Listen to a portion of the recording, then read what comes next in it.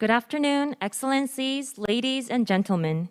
I would like to welcome all of you to the webinar on ASEAN-Korea Tourism, Recovering from COVID-19, Smart Tourism for ASEAN and Korea, co-hosted by the ASEAN-Korea Center, the Korea Tourism Organization, and Travie.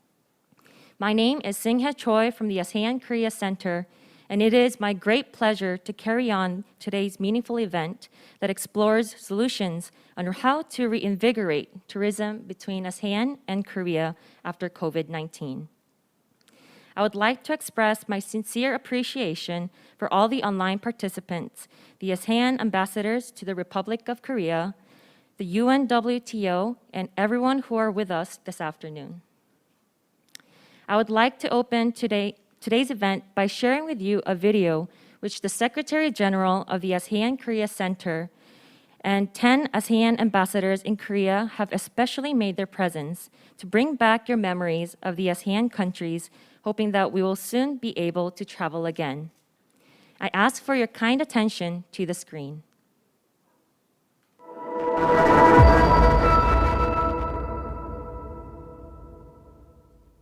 If you want to deepen the understanding of ASEAN nations and their peoples, it is best for you to travel to ASEAN nations and their peoples.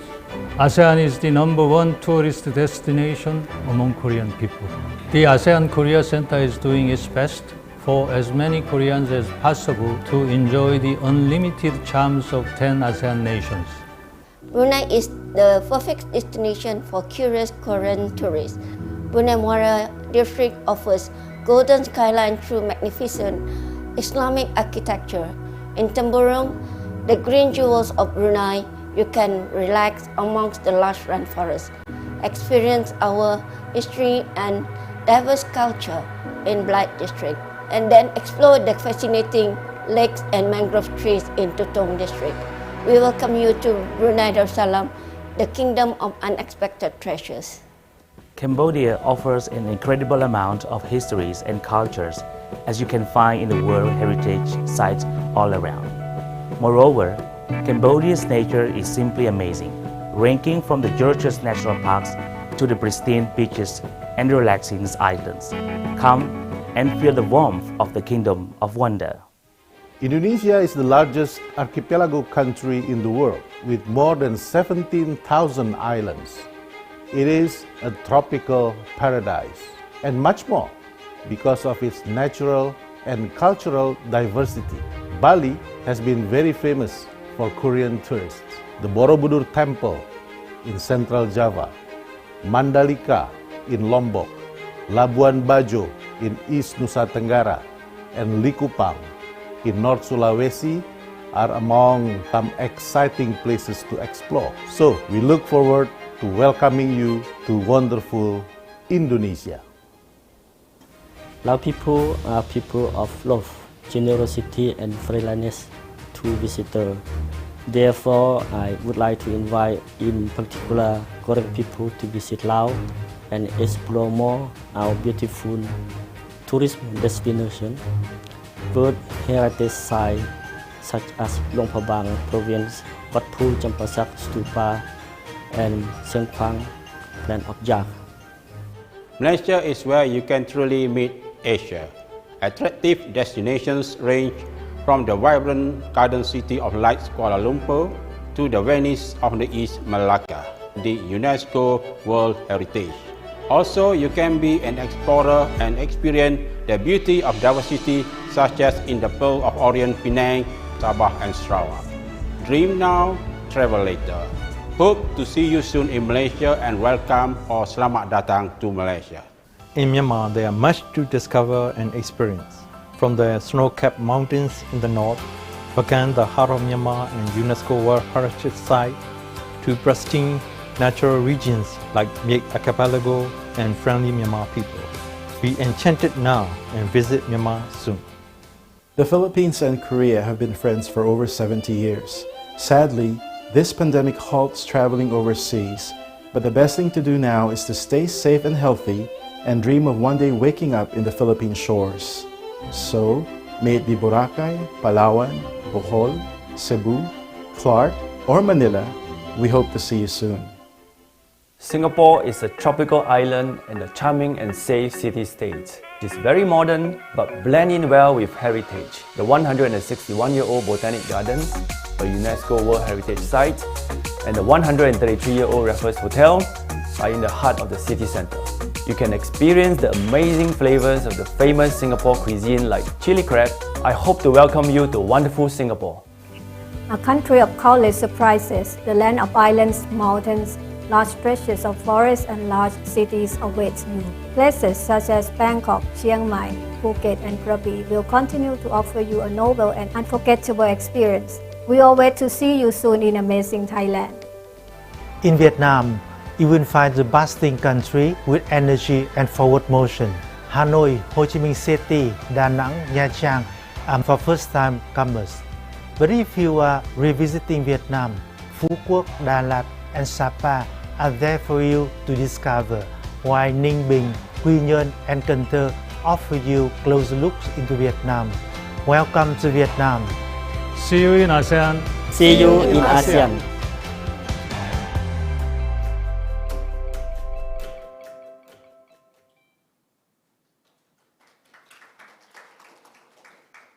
And this afternoon, Excellency ambassadors are here with us online to congratulate our event.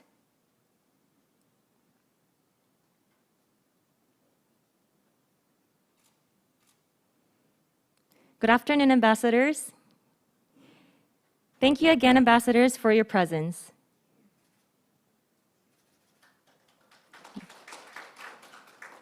Now, I would like to invite His Excellency Lee Hyuk, Secretary General of the ASEAN-Korea Center, for the opening remarks.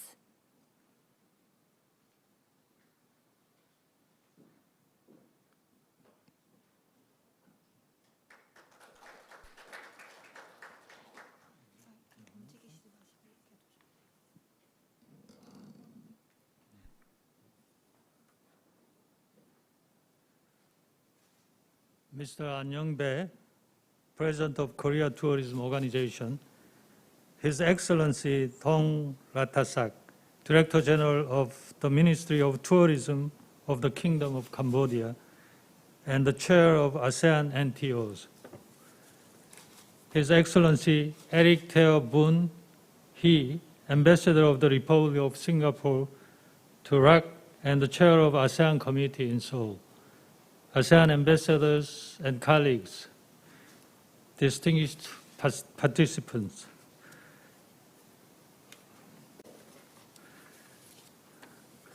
Let me first extend my warmest welcome to all of you to today's webinar, Recovering from COVID-19, Smart Tourism for ASEAN and Korea.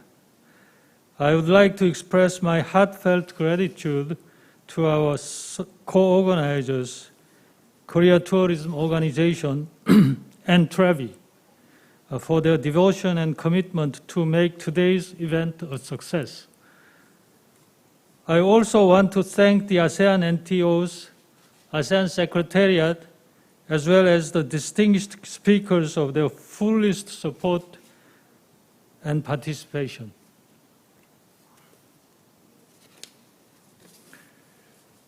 Coronavirus has plunged the world into unprecedented recession and deep anxiety.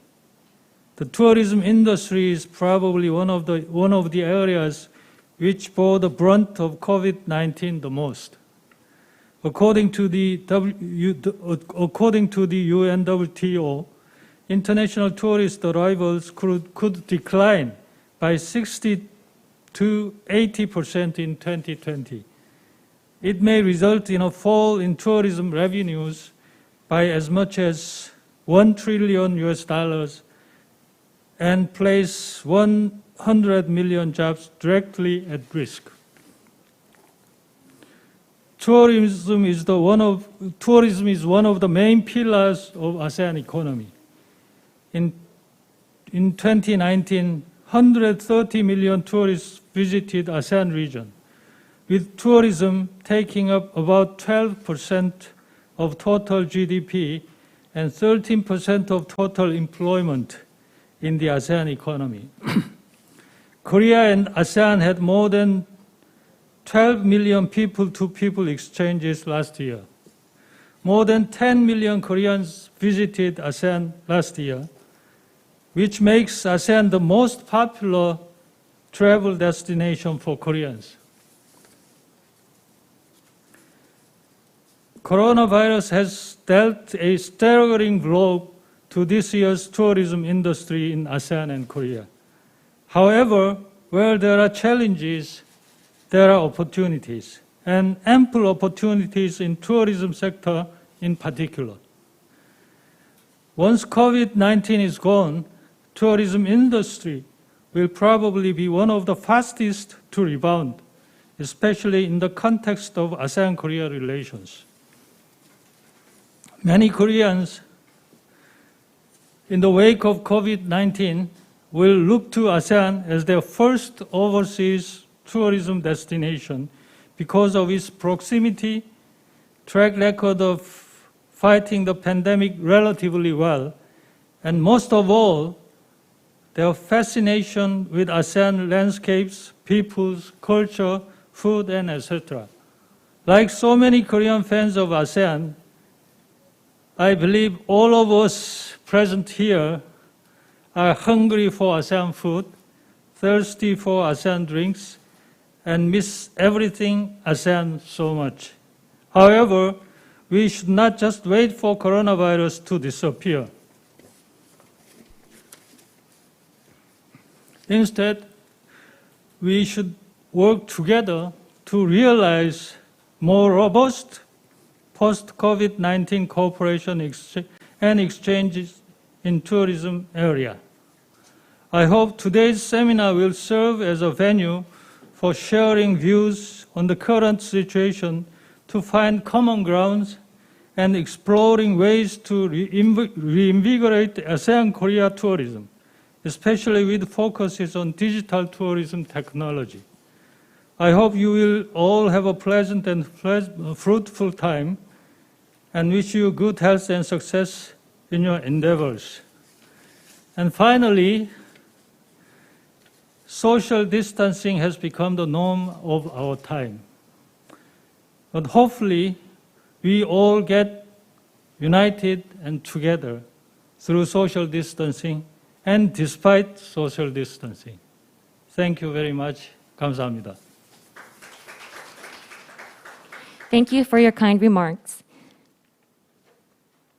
Next, please welcome Mr. An Young-bae, President of KTO, for his welcoming remarks.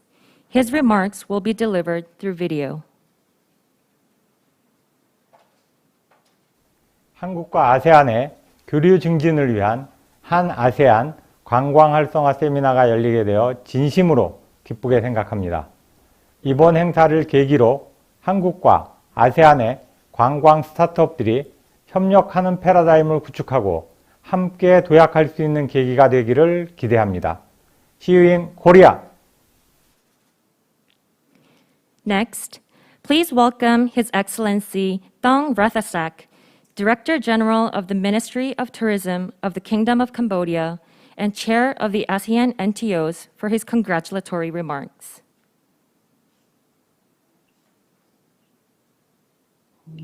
Thank you. First of all, I would like to say my deep gratitude to the ASEAN-Korean Center for organizing this important webinar video conference today. My respect to His Excellency Mr. Lee Hock, the Secretary General of the ASEAN-Korean Center, Excellency Mr. Ang Young-bae, the President of the Korean Tourism Organization, Excellency Eric Tao Ben-hee, the Ambassador of the Republic of Singapore to the Republic of Korea, the Chairman of the ASEAN Committee in Seoul, the distinguished delegate, ladies and gentlemen. A very good morning from here and also afternoon in Korea. On behalf of the Chairman of the ASEAN NTO and on my own behalf, I would like to extend my warmest welcome to Excellency, ladies and gentlemen, for participating in the live webinar on the ASEAN-Korean tourism, recovering the COVID-19 based on smart tourism for ASEAN and Korea. I also would like to express my sincere thanks and high appreciation to ASEAN-Korean Center for organizing this online webinar aimed to challenge time of the COVID-19 pandemic.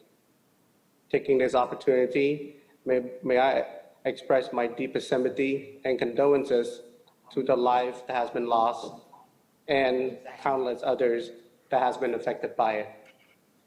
Excellency, distinguished guests, ladies and gentlemen, through this unprecedented pandemic, we can witness and acknowledge that the importance of the tourism industry is a point in the social economic development. Of course, international collaboration from government, policymakers, dialogue partners within the industry, and the people are the key for its survival. Powering through this pandemic, confidence, trust, resilience are the new currency in recovering process, and we cannot say that there's no risk in traveling. But at this moment, with a destination with no people and visitor, there's no destination. However, it is likely that the tourists that we've seen today, it would not be the same as we know it. And we have to accept and expect and prepare for the new normal era. According to the various panel experts from around the world, such as the UNWTO, the WTTC, the PATA, ASEAN, just to name a few, domestic tourism would be the starting point of the travel industry with extreme precautions and measures imposed by the new protocol. Taking this opportunity, please allow me to share Cambodia experience and SAFE on respond to tourism restart during the substitution of the Khmer New Year from the 17th to the 21st of August 2020 recently. In addition to the Global Safety and Health Protocol, the Ministry of Tourism, in a collaboration with the Ministry of Health, has developed and implemented 7 safety and health protocols for tourism services to contain the outbreak and restore confidence, trust of traveling during these holidays. Over 1.5 million domestic tourists enjoy and travel throughout the country, generated more than $100 million in direct revenue. This soft opening and safe and responsible start tourism is a stepping stone for tourism recovery. We particularly appreciate and thanks the UNWTO Secretary General, Sidapolo Leshchavsky, who expressed the support and appreciate the domestic tourism reopening under the leadership of Samdech Aket Mahasadap Hun Sein, Prime Minister of the Kingdom of Cambodia, especially for putting the safety and well-being of the people first. With the tourism as one of the hardest hit industry by this pandemic, the recovery plan is necessary key priority to ASEAN country in order to ensure that the tourism industry will still continue to play its vital role as income generator and major sources of job creation in the region. Thus, I would like to assure you that the ASEAN leader and the government are fully committed to this perspective. At the special meeting of the ASEAN Tourism Minister, the MATEM, on the coronavirus diseases 2019, held on April 29, 2020, as well as the 36th ASEAN Summit held on June 26, 2020, foster the confidence among the domestic and international visitors to ASEAN destination. ASEAN now is developing one is comprehensive and common guideline and standard for safer and healthier work environment for tourists, worker professionals, and communities. Second, ASEAN framework for facilitate and travel bubble scheme. Third, initiate step to develop ASEAN post-pandemic recovery plan. Excellency, ladies and gentlemen, distinguished guests, for initiating of the smart tourism is also a good occasion for the ASEAN member country and around the world to promote innovative and tech entrepreneurship in tourism, as well as enhancing our tradition relationship to strengthen the ASEAN cooperation in uplifting the livelihood of well-being of the ASEAN people as a single destination and foster smart in a sustainable manner. That is why ASEAN member states support and enhancing the declaration of the ASEAN digital tourism to be submitted on the 37th ASEAN Summit in Vietnam at the end of this year. I would like to conclude my congratulatory remark by wishing the meeting fruitful and a great success. Thank you for giving me the time and attention. Thank you for your kind remarks. Next, please welcome His Excellency Eric Theo Boon Hee, Ambassador of Singapore to the Republic of Korea and the Chair of the ASEAN Committee in Seoul, for his congratulatory remarks. His remarks will be delivered through video. Mr. Lee Hyuk, Secretary General of the ASEAN-Korea Center, Mr. An Yong-bae, President of the Korean Tourism Organization, fellow ASEAN ambassadors, ladies and gentlemen. A very good afternoon to all. On behalf of the ASEAN Committee in Seoul, I would like to extend my warmest congratulations to the AKC and KTO for organizing today's seminar, Recovering from COVID-19, Smart Tourism for ASEAN and Korea. Although I am unable to attend today's event in person, I am thankful for the opportunity to share my remarks virtually. This seminar is very timely as the world continues to grapple with the impact of COVID-19. Many lives and livelihoods have been lost. Until an effective vaccine is developed, all aspects of life, including work and leisure, will continue to face disruptions.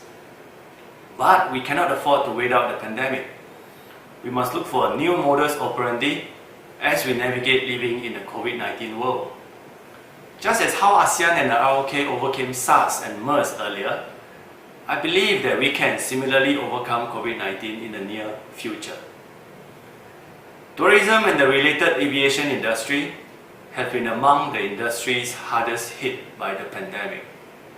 A key priority for ASEAN is to help our tourism and aviation industries get back on their feet. Like how 9/11 changed air travel, COVID-19 will similarly reshape how we approach tourism. We must prepare for a new normal as travelers demand higher standards in hygiene and transparency in public health management. Although many of us have turned to domestic tourism in the interim, this may not be enough to sustain the industry in the long run.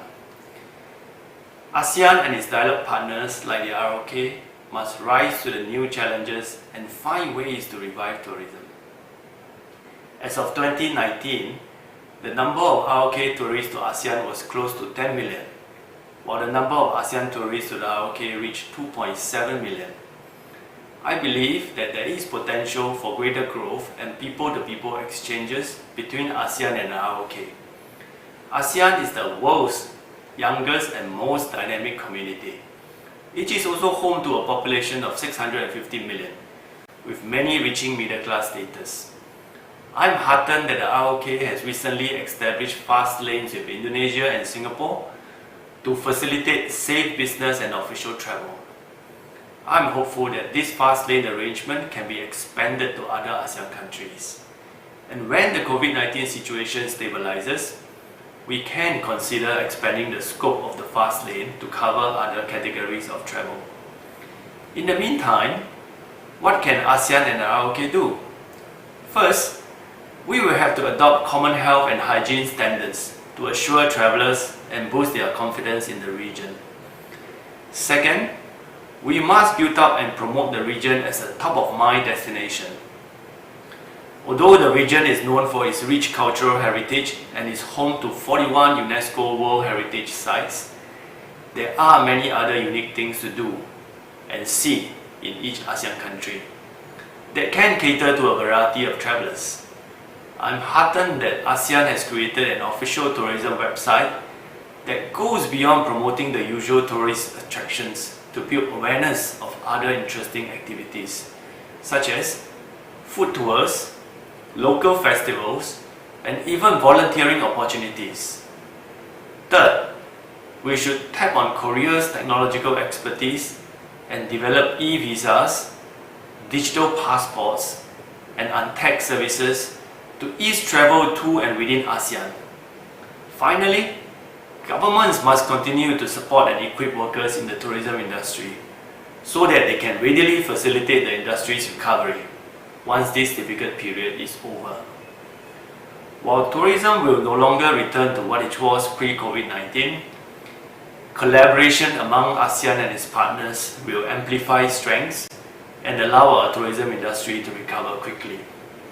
ASEAN looks forward to working with the ROK to reimagine tourism in a unique and sustainable way so that we can emerge from this crisis stronger and closer. I wish everyone a fruitful seminar. Thank you very much. Now, before we begin the sessions, we would like to take a moment to have a quick imaginary tour around Southeast Asian countries and Korea. Here's a video from the ASEAN Secretariat and Korea Tourism Organization.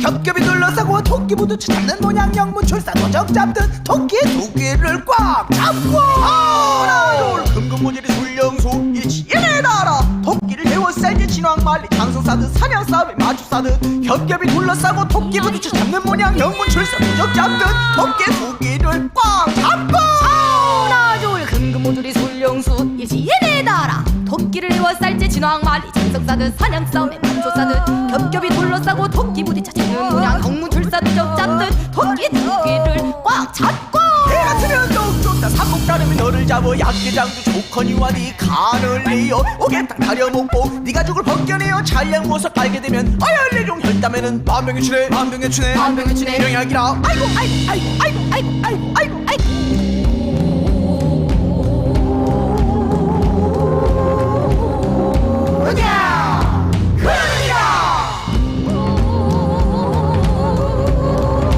그것이 우리 수국남혈하고 하는 것이다.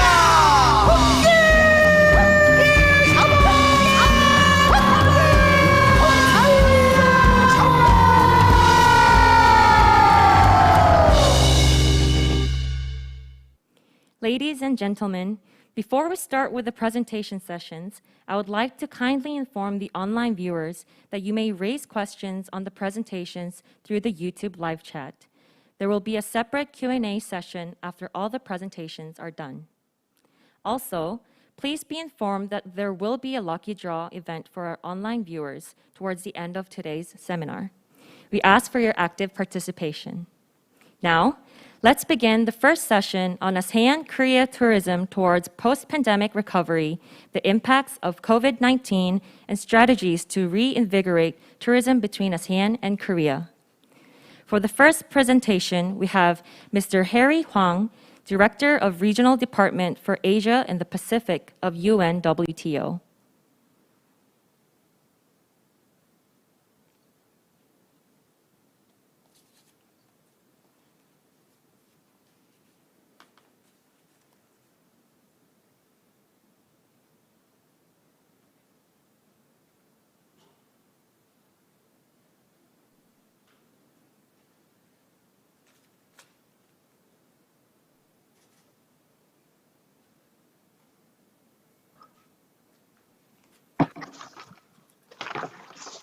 Now you can hear me. Can you hear me? Okay, you may start your presentation. Thank you. Very, very good afternoon.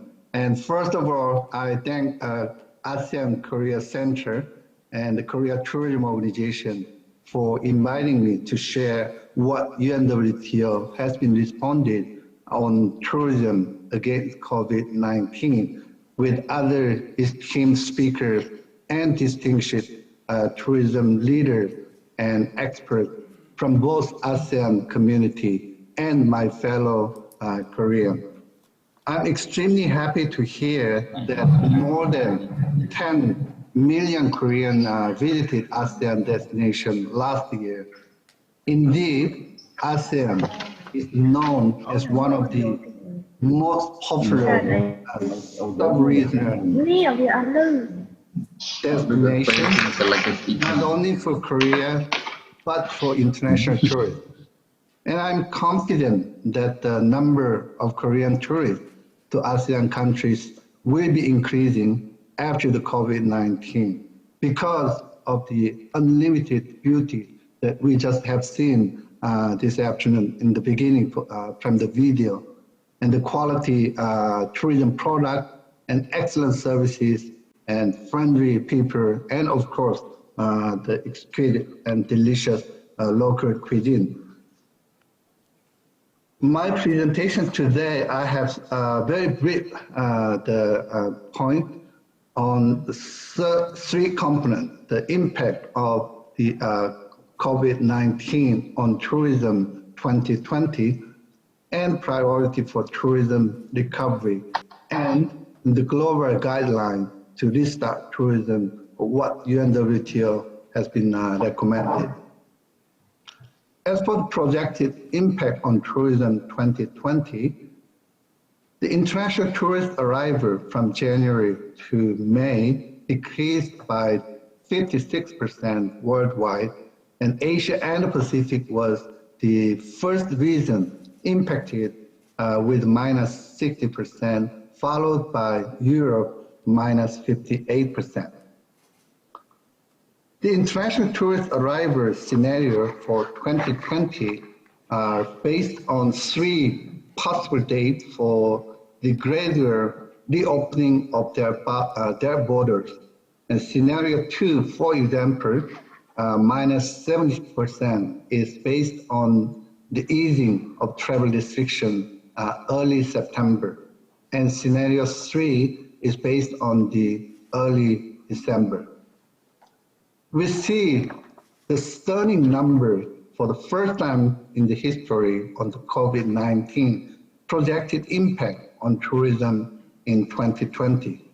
The international tourist arrival could drop up to 80% with 1.1 billion international tourists, less than that of last year, and 1.2 trillion US dollar loss in export, and up to 120 million jobs is at the risk.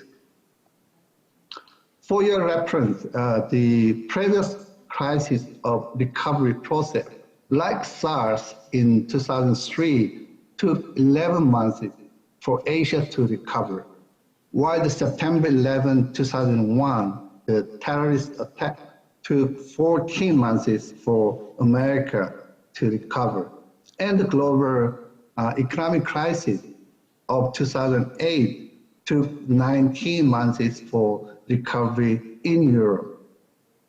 And Asia Pacific, actually, the region is not only leading the tourism growth, but it takes much faster to recover from the crisis than any other region. The COVID-19 global pandemic has caused unprecedented socio-economic impact and challenges to all countries. However, the crisis of this proportion can be a catalyzer of opportunity to build back better. One of the greatest opportunities on COVID-19 is that it has raised our awareness of the role of sustainability which need to play in our daily life, economic and social activity. And where do we go from here? And how and what do we set priority for tourism recovery and make the most one of the out of this crisis is the very common question from our members of the UNWTO and tourism industry. Out of the 7 priorities recommended by UNWTO, the people across the globe are increasingly prioritizing health and safety, especially when traveling. Innovation and sustainability as the new normal now became normal are a very important component for every single destination to prioritize.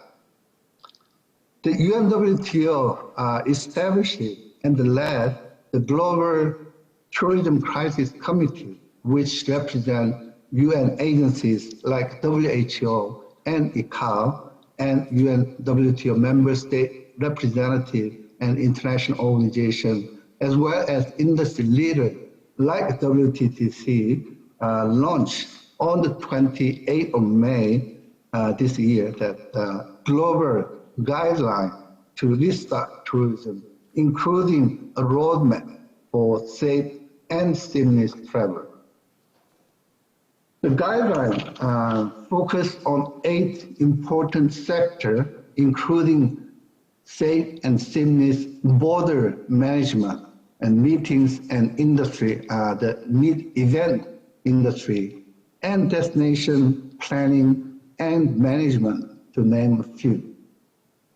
The guideline to restart tourism underscored first, organizing traditional medium-sized events for domestic market according to local regulation and health protocol, particularly for those specialized segments, for example, medical tourism or the rural tourism that many ASEAN community and countries offer very competitive products.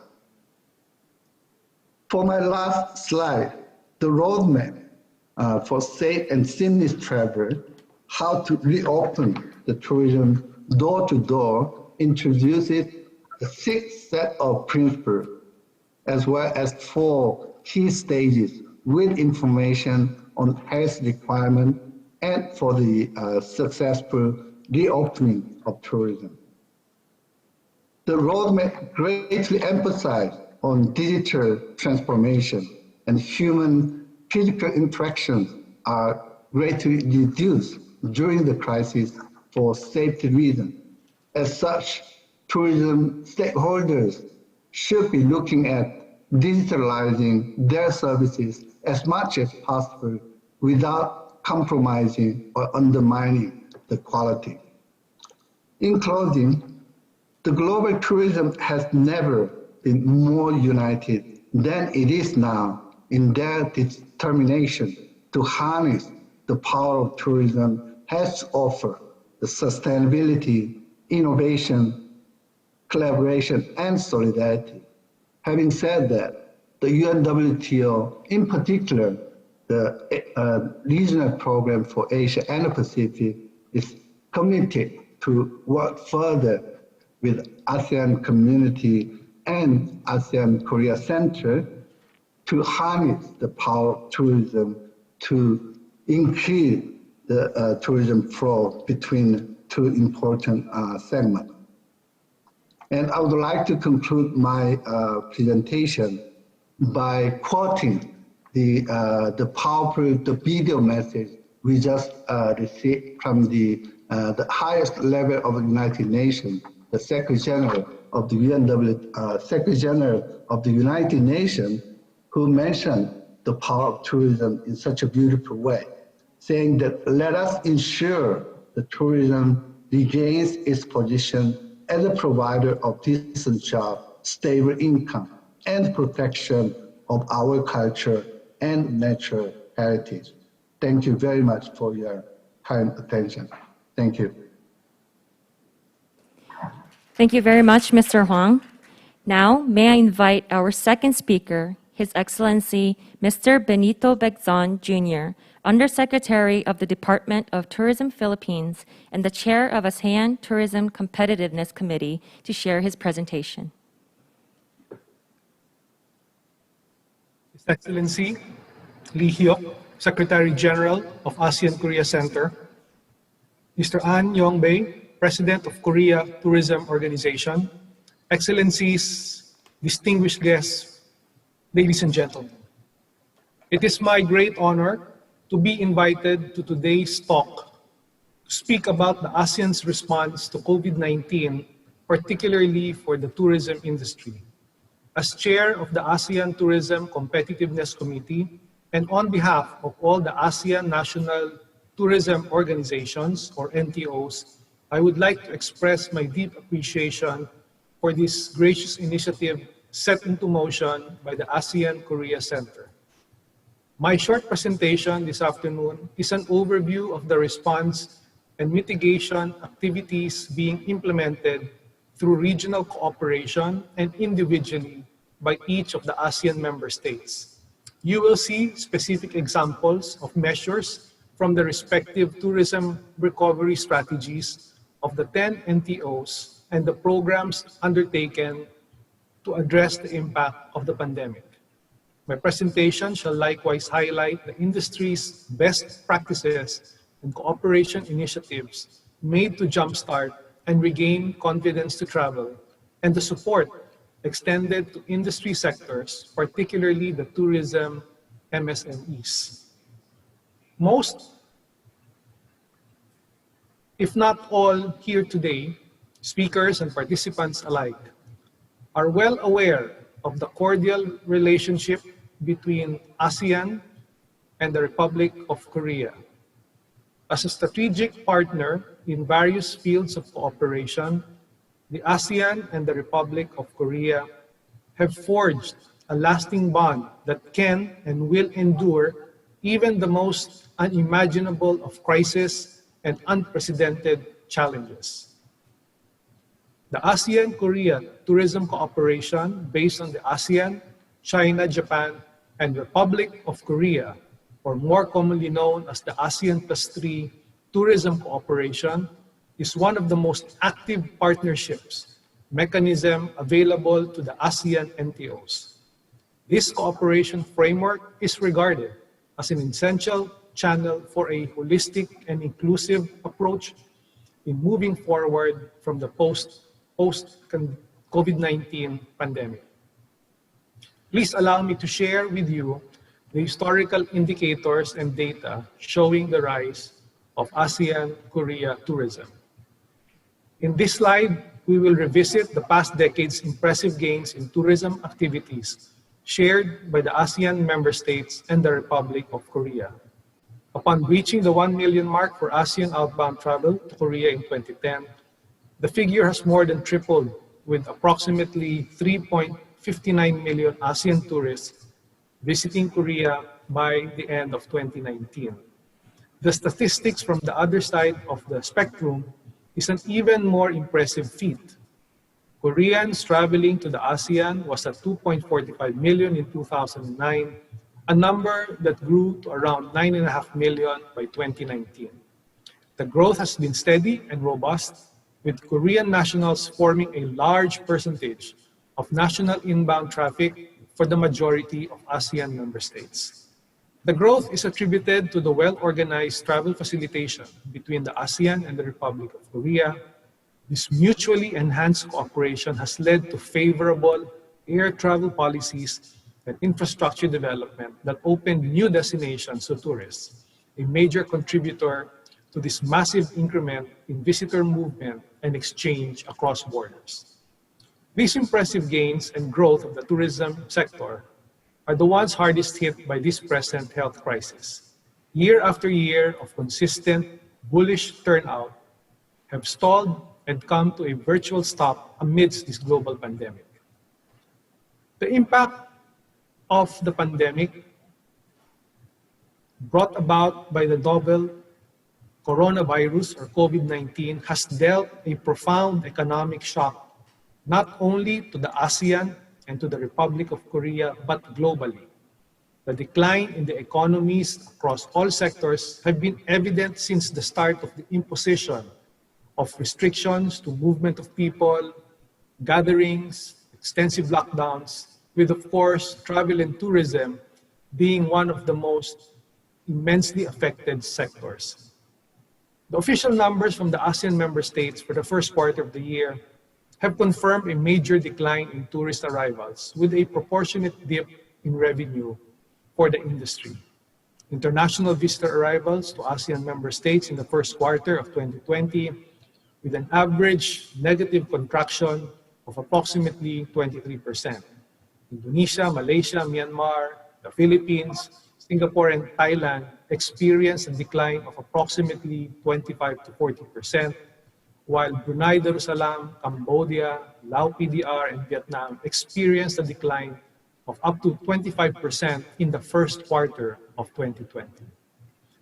This decline is expected to have worsened as we now validate the mid-year figures, which will be reflected in the months of April, May, and June, the time when major lockdowns and quarantines have been observed throughout ASEAN cities in an effort to halt the spread of the disease. With these necessary precautions, the industry has been dealt a serious blow with the cancellation of tourism packages, low occupancy for hotels, mass retrenchment of workers, especially those working in MSMEs. To mitigate the impact of COVID-19, the ASEAN member states implemented and adopted various measures to support the challenged and beleaguered industry. Two directions, the provision of fiscal and non-fiscal support to stakeholders and the unanimous support towards building a tourism industry relying on digital systems, have emerged as constraints. The ASEAN member states provided fiscal and non-fiscal support to their respective tourism industries through policies and programs such as the deferment of taxes and other fees at varying coverage per member state, the provision of soft loans and financial assistance to businesses, particularly MSMEs, and displaced workers, and lastly, on capacity development programs. The ASEAN tourism ministers acknowledge that moving forward from this health crisis, ASEAN tourism must become a more competitive and integrated industry by largely applying digital economy principles to aid in travel facilitation, business transactions, marketing, and even in destination management and operation. Through this, the ASEAN NTOs moved to finalize the Declaration on Digital Tourism, which shall become the basis for future policies on innovation and digitalization for ASEAN tourism. The ASEAN member states, through their respective NTOs, have aligned various programs and initiated new activities to promote the effective recovery of the ASEAN and Korean tourism industries. On ensuring safety and regaining confidence to travel, the ASEAN tourism ministers have mandated the enhanced operation of the ASEAN Tourism Crisis Communication Team with a vision to provide timely and reliable information for travelers and tourism operators throughout the region. The ASEAN seeks to have a consolidated approach through minimum standards and protocols that would allow for the resumption of tourism in the region. And one way to restart tourism activities is on facilitating travel bubbles.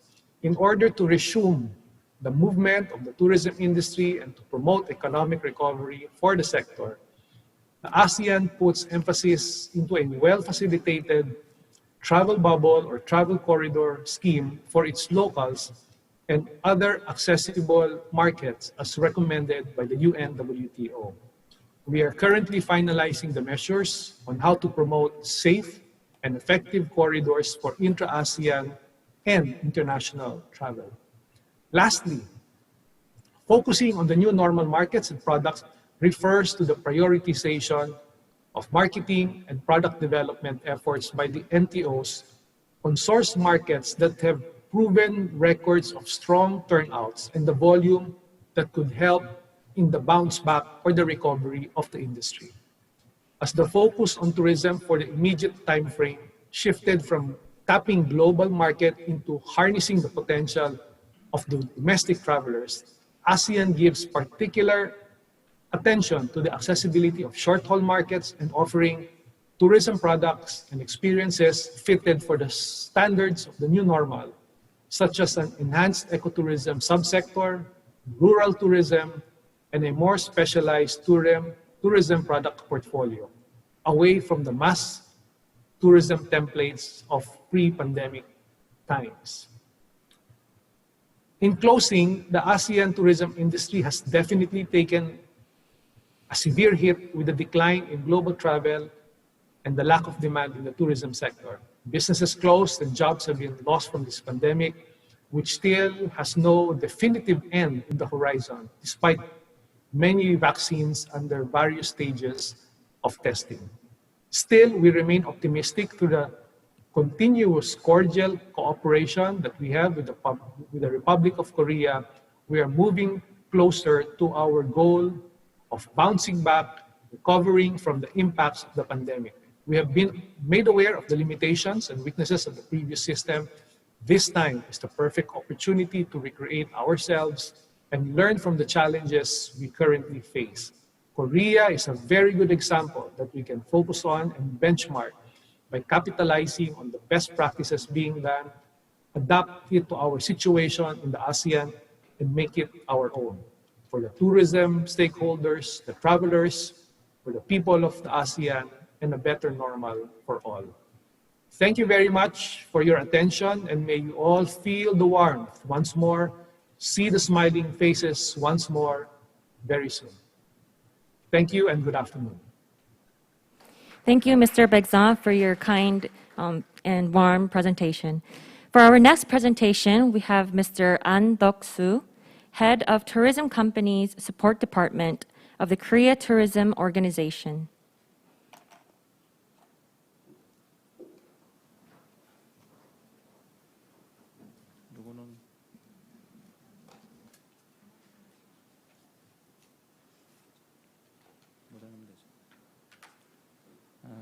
Good afternoon. Good afternoon, ladies and gentlemen. My name is Sam from KTO, Korea Tourism Organization. Today, I would like to talk about how Korea and Asian countries can interact in the tourism industry in relation to COVID-19, and then introduce some new projects to prepare for the post-pandemic era.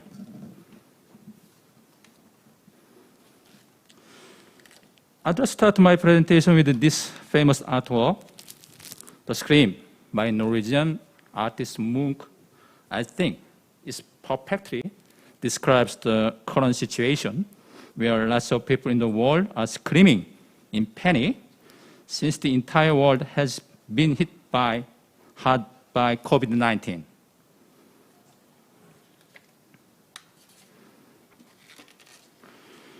First, let me tell you about the statistics of Korean tourism.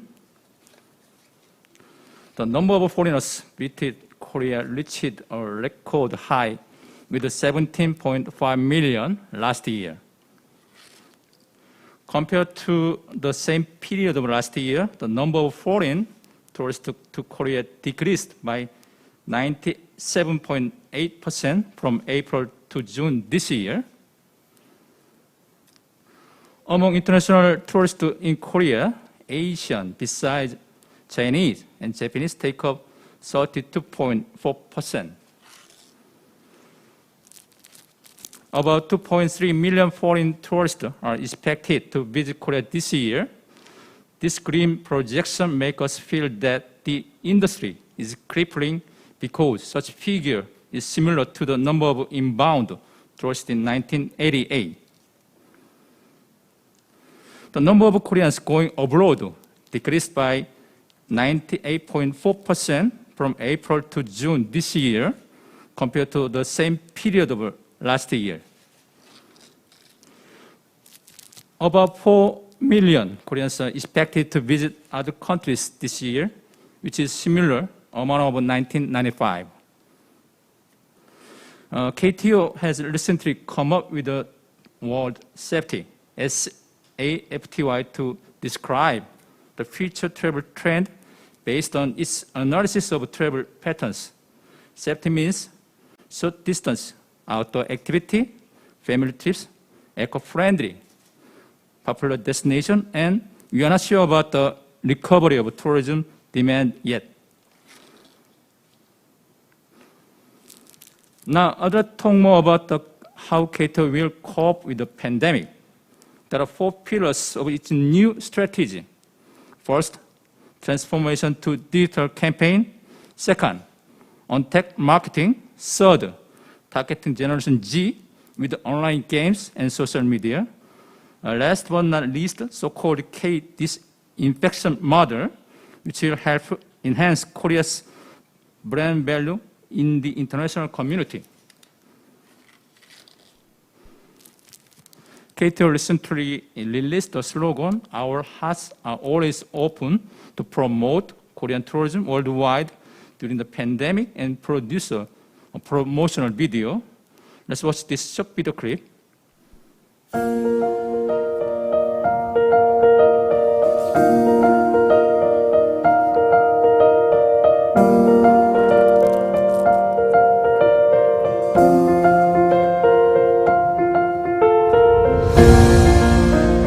안녕하세요, 유나입니다. 네, 요즘 코로나19로 인해 전 세계 많은 분들이 어려운 상황을 겪고 계신데요. 우리가 각자의 자리에서 예방을 위해 힘쓴다면 조금 더 빨리 일상이 회복될 거라고 생각이 됩니다. 저도 늘 노력하고 항상 응원하겠습니다. 모두가 건강한 일상으로 돌아오는 그날, 우리 다시 만나요.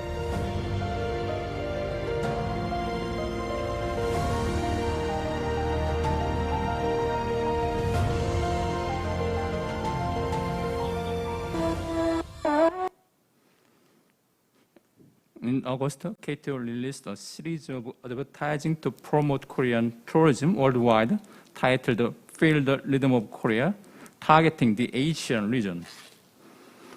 The popular K-pop girl band ITZY has been appointed as an honorary ambassador of Korean tourism by KTO.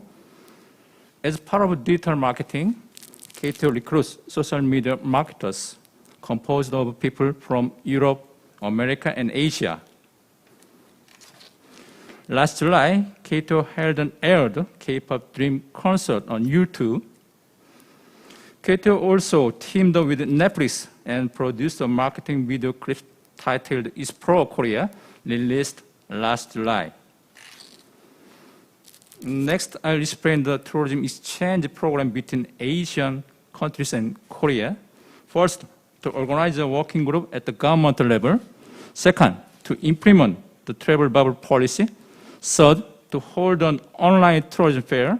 Fourth, to use the overseas office of the KTO. Finally, to exchange the individual traveler. To enhance the exchange between Korea and Asian countries during the pandemic, it's imperative to sign MOUs among the governments to shorten mandatory quarantine period and guarantee safe travel at the same time. To deal with the travel bubble policy, the Tourism Promotion Committee is to be organized to review these infection models. Online meetings will also be held to discuss in details how to revitalize the tourism industry. In the second stage, the tourism infrastructure is inspected, safe tour inspectors are dispatched, and the virus-free travel guidelines are prepared. In the third stage, civilians lead overseas safe travel group. Online tourism shows will provide promotional events, online seminars, and live talk show. KTO has 32 overseas offices in 20 countries. In Asia, there are 6 branch offices. These branch offices plan to provide information on safe travel, offer farm tour to journalists, and hold regular meetings with local tourism insiders. KTO also plans to promote FIT exchange programs. Traveler safety will be guaranteed by utilizing applications developed by tourism venture companies that can track travelers' whereabouts in emergency. The individual travelers will also help promote destinations that are safe to visit on social media. I look forward to the rapid resumption of the tourism exchange between Asian countries and Korea through these various programs. And I'd like to end my presentation with this painting titled Hope by British artist George Frederick Watts. Seemingly, there is no hope left in this picture. The woman seems to try to play a broken musical instrument with her eyes covered. Surprisingly, this painting is alleged to give a hopeful message to Barack Obama and Nelson Mandela. Take a closer at the painting. As you can see, there's only one string left on the instrument. What's said? If you can play with only one string left, this is hope. Likewise, though the pandemic has taken a toll on the global tourism industry, we should remember opportunity comes in disguise in the form of misfortune. That's why we must not lose hope. Thank you very much. Thank you, Mr. An, for your presentation. Next, we have Mr. Benjamin Yao, Director from the Hong Kong Trade Development Council, Seoul Office.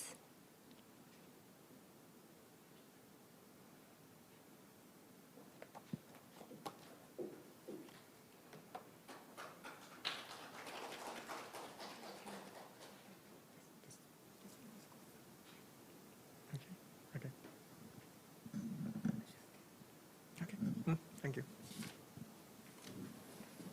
Okay, good afternoon, ladies and gentlemen. And my name is Benjamin, and I work for the Hong Kong Trade Development Council. And thank you for the organizers to allow me to share with all of you online on my thinking of what should we do in the COVID-19 and post-COVID-19 situation.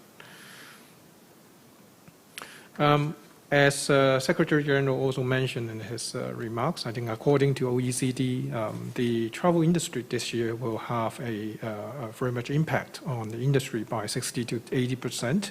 But I think, as everyone here should believe, that this will be only a temporary, and we will expect a rebound from the travel industry.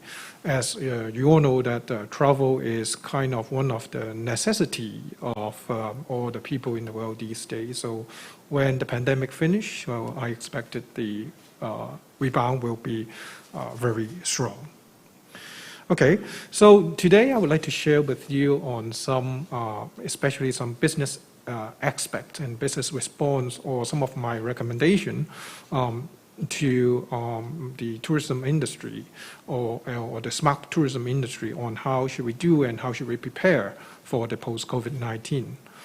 The first thing first is, well, with most of the companies should do now is to have a quick review on the business aspiration, no matter it is in their own mission statement, vision, values, and also maybe it's time to think about the priority after the post-COVID-19. What should be the target group that will be using your service after post-COVID-19, and also set some short-term goals.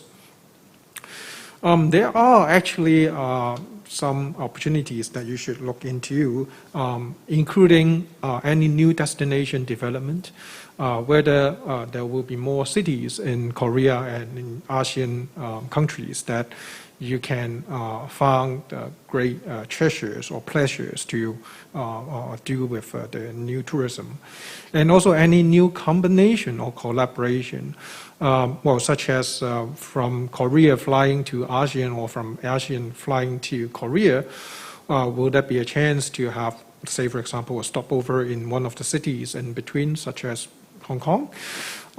Any new standard that you need to think about? I think some speakers before also share that we need to think about, in COVID-19, we need to think about the cleanliness, to think about the antivirus, to ensure that you show to your customers or the tourists that the product or the service that you are going to provide is up to some certain standard. And also I found a very interesting term when I do the research for today's speech is called luxury of space. So maybe this could be a buzzword or keyword in the post-COVID-19 that when you go travel, you also concern how much space you have. So how to create this so-called luxury of space in the post-COVID-19 era may be one of the interesting concepts you would like to consider as an opportunity. And also any new model. Well, actually, I should not say running event, but I think such as like marathon. I see many Asian and Korean people love to running or jogging these days. And I already see some products before the COVID-19. But maintaining a much healthier practice after COVID-19 will be, I think, one of the key concern or opportunities for the tourism. So any new model would be welcomed by the tourists. Say, for example, coming to join some marathon or half marathon in Korea and combined with some other program. And of course, the history and the culture aspect of not only Seoul but other cities in Korea could be opportunities. Third up, I think I would like to talk about the change management. Everyone talking about new normal, but what's the definition of new normal is different. I think you should take an active approach to look into all these articles by the government, by the regional tourism organization on what is defined as new normal for the tourism industry. I think one thing that maybe internally you need to think about is the crisis management. So everyone don't want to see it again, but what if a similar event happened again? Then what will be the crisis management then? What will be, say, for example, the work from home plan for your company then? So this is something that as a business, you probably need to think about. and of course developing some insurance products. But finally, I think this also coincides with the theme today, that I think it's this good timing for the tourism industry to think about how you can embrace more the innovation and technologies. Regarding post-COVID-19 marketing, I think marketing is currently very important. I mean, in terms of driving customers to get your service or your products. So, do you need to redefine your promotional message? Do you need to redefine your channels? I put especially how to target age group of 50s, 60s, 70s here, because I observed that during this COVID-19 period, many of these age group people are forced into use more of their mobile phones. So this would be an interesting new trend that, okay, maybe traditionally you will put more to the TV or magazine, but now as they are thinking mobile phone usage as a more common for these age group people as well, would it be a chance for you to think of any new promotion marketing channel for this? And of course, last but not the least, about the smart tourism. So I would like to elaborate a little bit more on embracing technology and preserving the originality. I would say 3 A's that it will be probably worth you notice for the tourism industry. The first A is AI. The second A is actually related to AI, but I would call it AIoT, which is the combination of AI and all the IoT devices, including your mobile phone, including when you go to a tourism spot, how you connected the devices with the AI. So not only IoT, but AIoT. The third one will be AR. So AR will likely replacing VR in the future when the technology develops. So these 3 areas worth you take a look at. People talk about big data. I think for tourism is also very important. Tourism is talking about millions of people traveling to and from. So there are a lot of data sets that you can collect from different channels. So you need to identify what channels that you can get the data from and how to do the analysis of these big data. And the other one I would like to say is contactless tech. Especially post-COVID-19, people were talking about contactless more. Recently, I saw a TV program introducing a very simple but interesting contactless technology for hotel industry. So I see that when the customer arrived at the hotel by taxi, then instead of traditionally the hotel, some porters will come out to take your luggage. They know this, but instead they will give a robot, and then the tourists will just simply put the luggage onto the robot, and the robot will automatically ship their luggage inside and then to the floor. So it's a very simple technology, but it will be a gimmick of contactless. So no one will touch your luggage. That's the idea of that technology. So this is just an example. You can think about more. But not only technology, I would say preserving originality is also important. So I pick up one topic which is called aesthetic intelligence. Or I name it another AI. So this is actually the ability to understand, to interpret, or to articulate feelings that come from a particular experience, including travel experience. So how we can get out the emotional cues of the travelers so that they will be interested in engaging the experience and maybe come back again.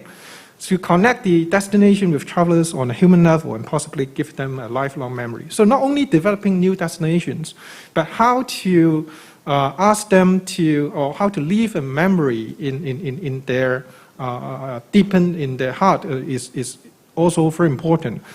By using this aesthetic intelligence, I think you can build the experience, you can build anticipation with the travelers, leave them with great memories and experience, and that will generate repeated travelers. So last part of my presentation on some tips on startup collaboration, or what we call the smart tourism. One thing that's very important is usually we see that in the business sectors, when you want to drive new innovation or when you want to drive new technology, you need the agreement of the C-level. So you need to put it in the top level from your company strategy, structure, top down, and to reform and to unleash the potentials. I think this is an important point that I would like to mention. And of course, there are many ways that you can or we can collaborate with startups. We can collaborate by going to the accelerator and incubators and ask for connections. We can create some hackathons with local agencies to identify feasible ideas. Or for larger tourism companies, they may even encourage internal spin-off by the capable staff or their teams. So, well, this is what I would like to say. I just put up some photos that I took during my the last 4 years of living in Korea. These are all different places in Korea, and I would just add, before I end, I would just like to add one personal point, that interesting point that maybe the Korean travel services provider can consider. On the photo, you can see one cherry picking thing. That I found is very interesting, but I still couldn't find it on many popular travel package. So maybe this could be one interesting thing when you promote to your ASEAN customers, that you can actually do some cherry pickings in Korea. So be positive and be constantly looking out for the window of opportunities. And I believe that post-COVID-19 will be a bright future for the tourism industry. Thank you very much. 감사합니다. Thank you so much for your insightful presentation. Now, before we move on to the second session, I would like to introduce some of the renowned tourism startups from ASEAN through their videos. Dapatkan rambut seindah duta shampoo. Rambut kuat berkilau. Traveloka dulu. Baru, super cheesy banget. Bersama nikmati lezat. Traveloka dulu. Terbang dan jelajahi pesona Indonesia dalam kenyamanan perjalanan. Traveloka dulu. Cari pengalaman lifestyle dan travel, Traveloka dulu. Traveloka dulu, pengalaman apa aja kemudian. Bawa aku pergi dari sini. Ada cara mudah temukan kenyamanan menginap. Traveloka dulu. No cinta. 정말 기밥이 아니야? Saksikan kisah cinta Debau. Traveloka dulu. Be a part of the biggest festival experience. Traveloka dulu. Cari pengalaman lifestyle dan travel, Traveloka dulu. Traveloka dulu, pengalaman apa aja kemudian.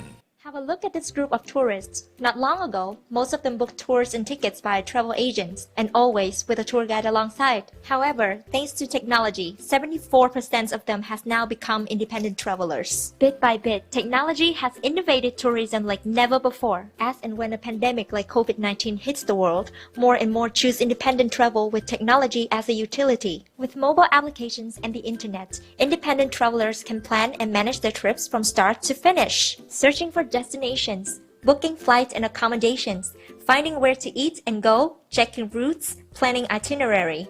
Everything can be handled with smart devices. But do you know that statistically, an independent traveler has to spend at least 30 hours and access 22 websites to plan and book all the services pre-trip? That's been the pain point to those travelers and the ultimate problem that Trip Hunter's been solving with our technology expertise. Our platforms allow them to easily plan their trips, book services, and manage everything trip-related. It's all in one. Trip Hunter helps independent travelers to quickly personalize their itinerary, find and book flight tickets at a glance, compare accommodations and choose the best, book day tour, activity tickets and vehicles, book combos and holiday packages 24/7, browse destinations by just a few taps, check the hottest promotions, look for local restaurants and attractions. Technology is how Trip Hunter upgrades the seamless experience of independent travelers. Contact us to receive free consultancy on how to build a smart and complete technology solution for your companies. Ladies and gentlemen, we will now begin the second session on smart tourism for business.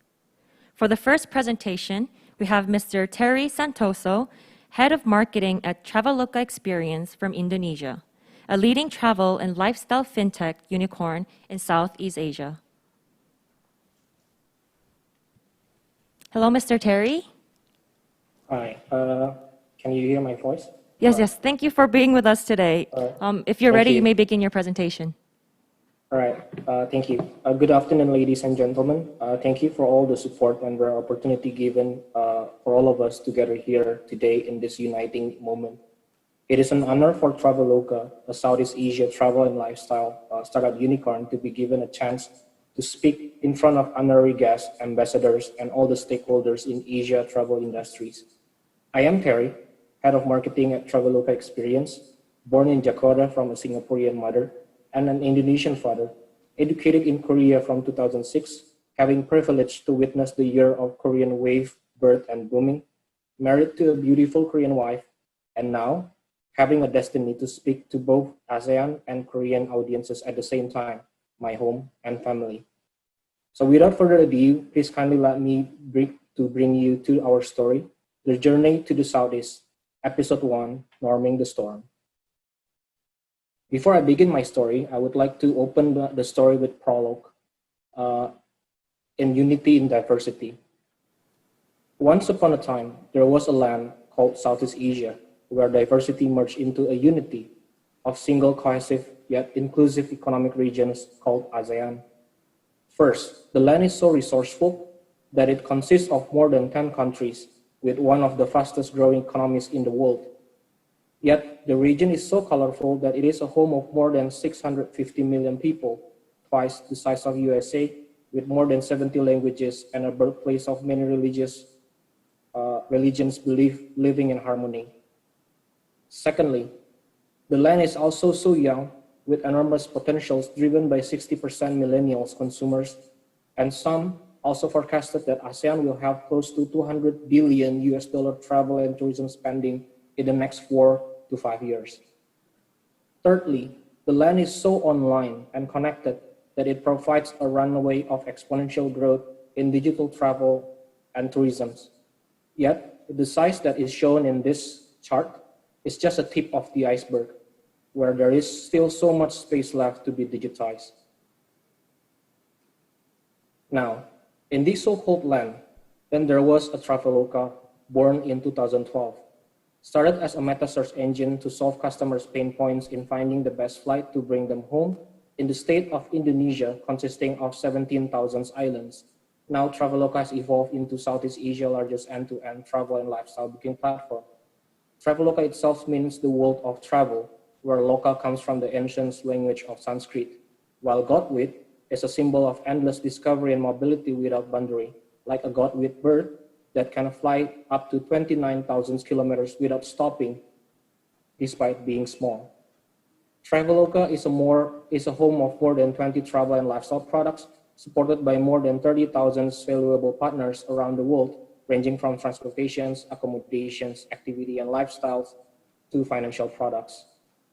By 2020, Traveloka now has been downloaded more than 60 million times from 7 countries we operate in Asia Pacific, supported by 4 platforms from desktop, mobile web, progressive web app, to applications in iOS and Android.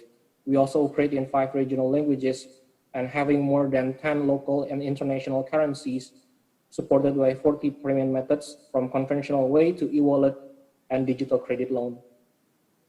Among Traveloka products, Traveloka Experience was launched in 2019 as the store for those who seek life and enriching experiences around them. We believe that through empowering discovery, we can help users to elevate their experiences and in every corner of the street, be it during the weekend, day after the office, or even while traveling to an off-beaten path. As such, Traveloka Experience is a superstore consisting of more than 12 categories of things to do, starting from attractions, beauty and spa, tours, to online experiences.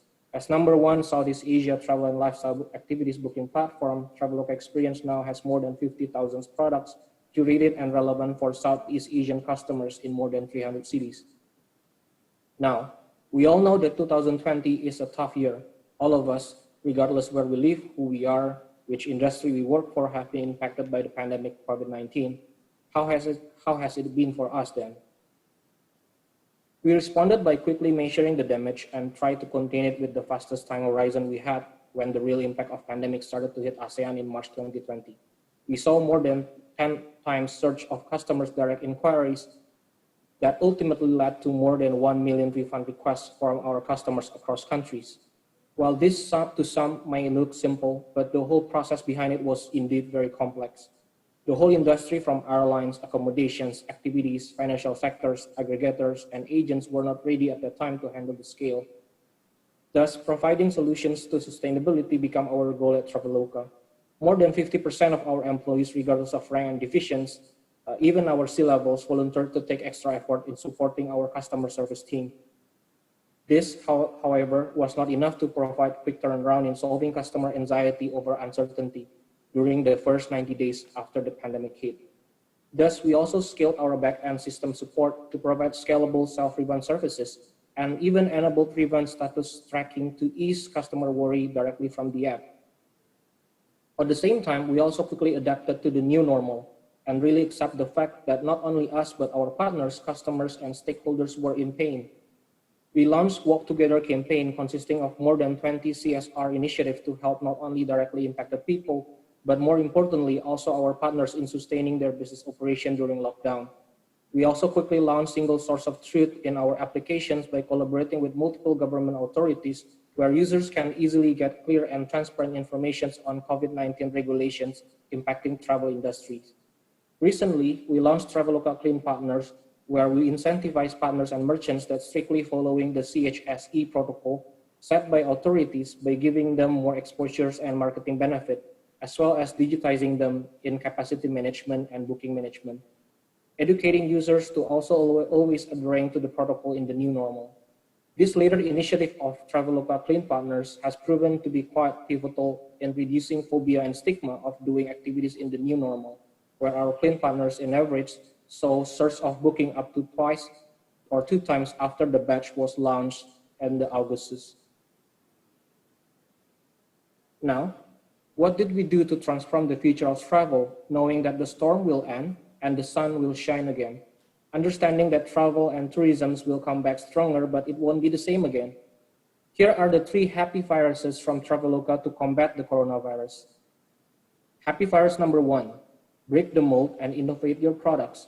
We understand that quick innovations in our products and services are needed. Not only quick, but it has to be relevant and contextual.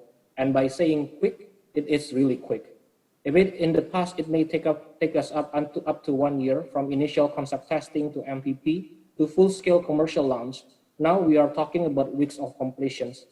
We launched COVID-19 test services in a time span of 3 weeks, adjusting and adapting with government regulations on travel policy and public needs to have an integrated, trustable, and reliable booking platform to get tested via rapid to PCR or swab tests, from in-clinics to drive-through options in more than 50 cities.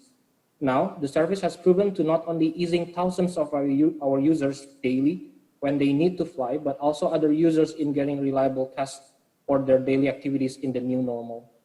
We also launched online experience in a time span of 1 month to bring uniquely tailored, attractively curated experiences to home where lockdown was necessary to flatten the curve. Now, online experience has evolved to not only as home experience, but also a product where anyone in anywhere at any time can see and learn many things because the world has still so much to offer. We also launched Book Now, Use Later promotional campaign from flight to accommodations to activities where we try to solve customer pain points over uncertainties and partners' frustrations in recovering the demand from the pandemic. Next, happy virus number 2, be creative and disruptive in your marketing. We do not want to be just a booking platform. We are also a discovery platform, and to do so, our marketing effort must be done in a way so users can interact and engage with us and our partners. We developed in-app live streaming feature where combined with content marketing and sales activities, it has become an industrial revolution which successfully used as a medium to educate users on safe traveling and increase engagement as well as euphoria for travel comeback. Ministries, partners, key influencers are collaborating in this platform to bring transparency and inspirations to face the new normal in travel and tourism.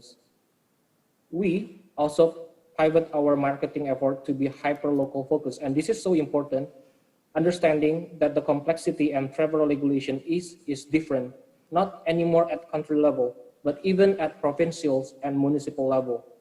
Our DNA in thinking global and acting local has enabled us through AI and data-driven marketing to target better our customers and focus the recovery on regions where the pandemic has flattened and the demand has been stronger.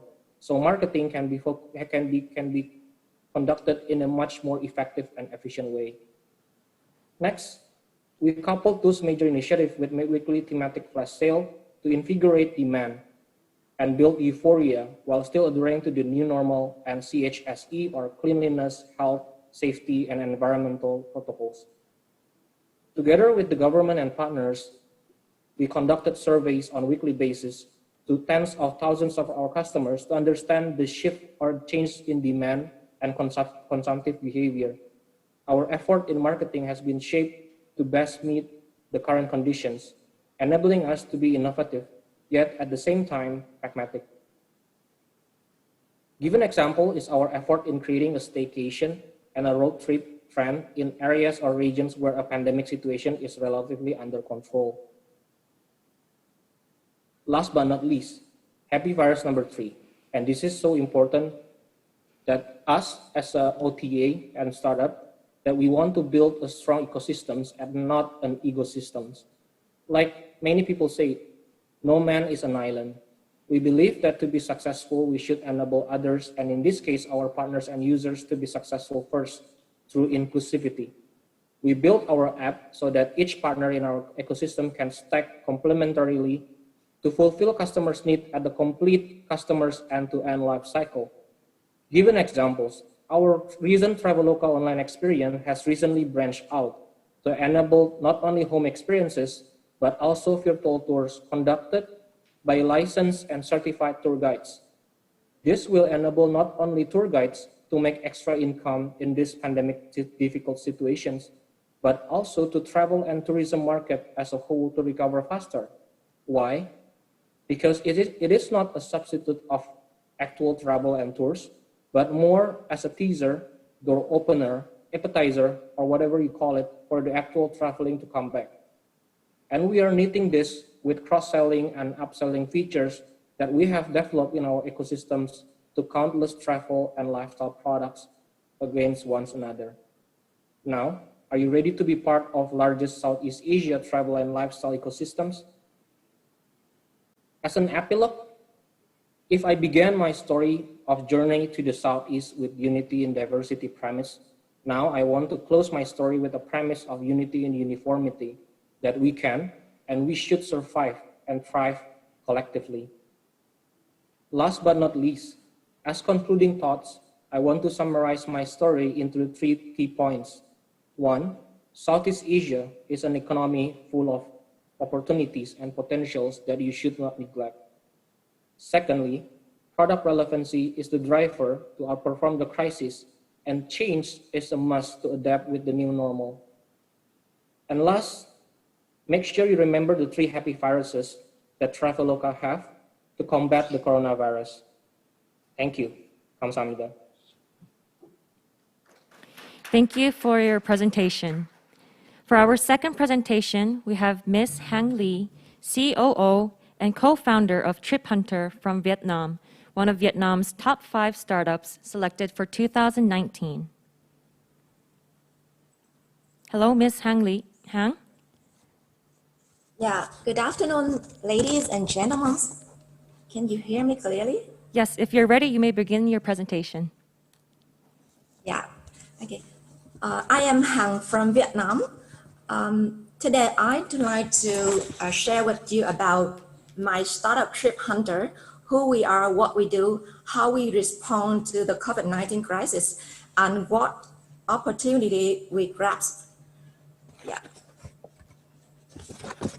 Trip Hunter has been the top of my trip planning platform in Vietnam for free independent travelers to personalize their itineraries and then book packages including flights, hotels, tours and activities, car rentals, etc. So how did we come up with the idea for our business? As a backpacker for many years, I get a lot of amazing experience that were not offered by any conventional tour operator. However, like all of the free independent travelers, I must invest many time and effort before a trip. As a research in the world, an average traveler has to spend about 30 hours on searching information from about 22 websites, ask about 5 to 7 friends, and very headache to decide where to go, what to do, how to go there, etc., and planning. Then planning a perfect itinerary is also a challenge because the lack of experience, tool, and knowledge of the destination. And thirdly, it's inconvenient to book hotels, flights, and attraction tickets from different sites. Besides, a Booking.com study found that 57% of travelers wanted a single app for all their planning, booking, and travel needs. So we built Trip Hunter, a trip planning platform to help the travelers to plan, book, and manage all in only one app. Then they can save up to 80% of time. Currently in the travel industry, the online travel agencies are playing well in their specialized sectors, but the travelers only open OTA apps when they need to book something, and as long as the flight or hotel is booked, the customer relationship nearly ends. And Trip Hunter, what makes us different? Trip Hunter approaches the travelers at their initial phase, help them to plan their trip simply by entering the destination and travel time. The system will automatically create a day-by-day itinerary. Then travelers can customize their itinerary, invite their friends to join, and finally book on services related to their itinerary perfectly. And finally, on the trip, they keep using the itineraries. So Trip Hunter is positioned as a trip planner. The trip planning is made up of 5 key elements that need to come together to complete a trip plan. These are itinerary, things to do, transportation, accommodation, and culinary experience. That's what the travelers can find in Trip Hunter for their seamless experience. So,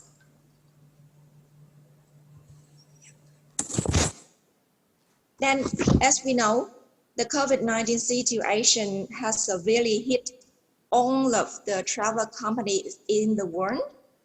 And according to Vietnam Tourism Association, Vietnam has 30,000 tour operators and travel agencies, although Vietnam recorded just about 1,000 confirmed cases. But however, about 90% to 95% of tourism companies has stopped their business in the second wave. As a survey, 92% of travelers answered that they will only take self-guided trips past COVID-19. Those numbers reveal challenges and opportunities as well to Trip Hunter. So, very early, we discussed how to react to get through the crisis. As a young startup, we don't have much jobs, we don't have much budget. We are aware that extending our runway as long as we can is our priority. So we regularly update our business situation to our staffs, transparently reduce costs and improve efficiency. We keep our team lean, flexible, and ready to help each other. For instance, we switch the staffs in HR team and leader team to support to customer support to help our customers cancel or reschedule the trips. And we focus on our core value as a trip planning platform. This is not the time for growth, but survival.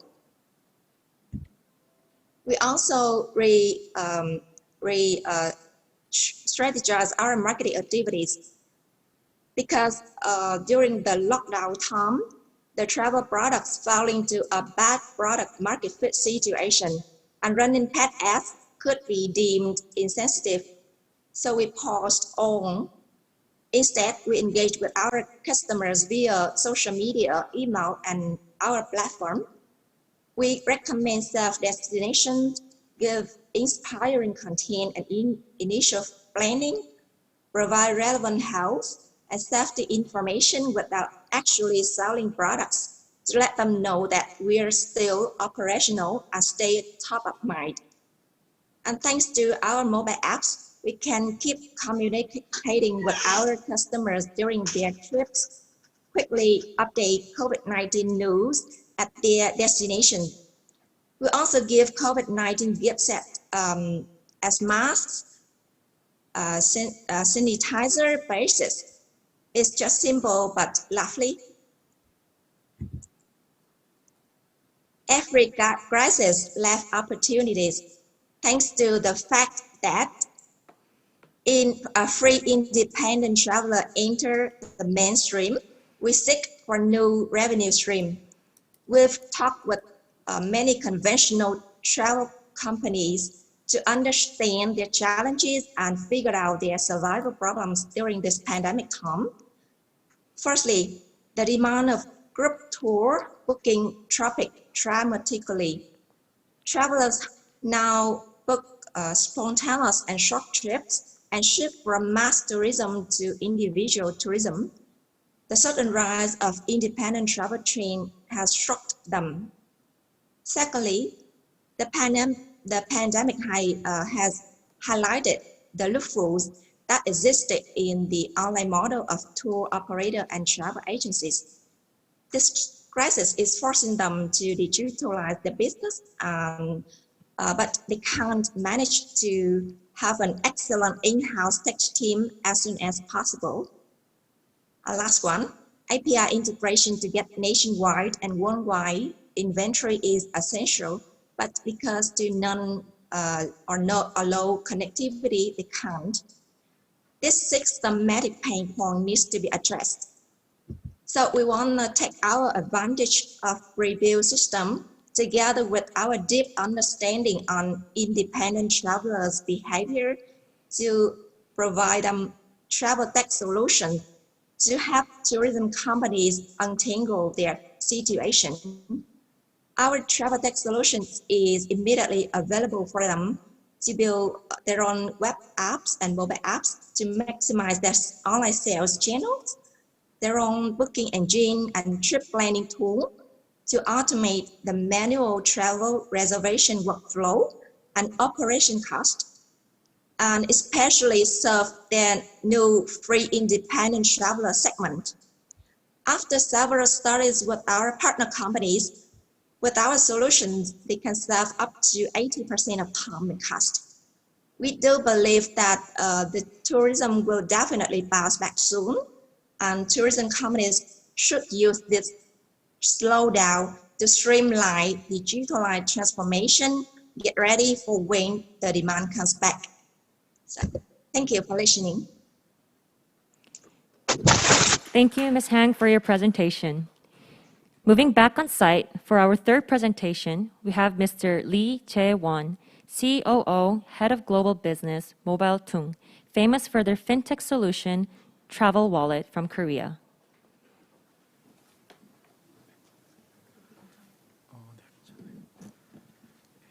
Good afternoon, everyone. I'm Robert Lee, COO of Mobile Tung, and also in charge of global businesses.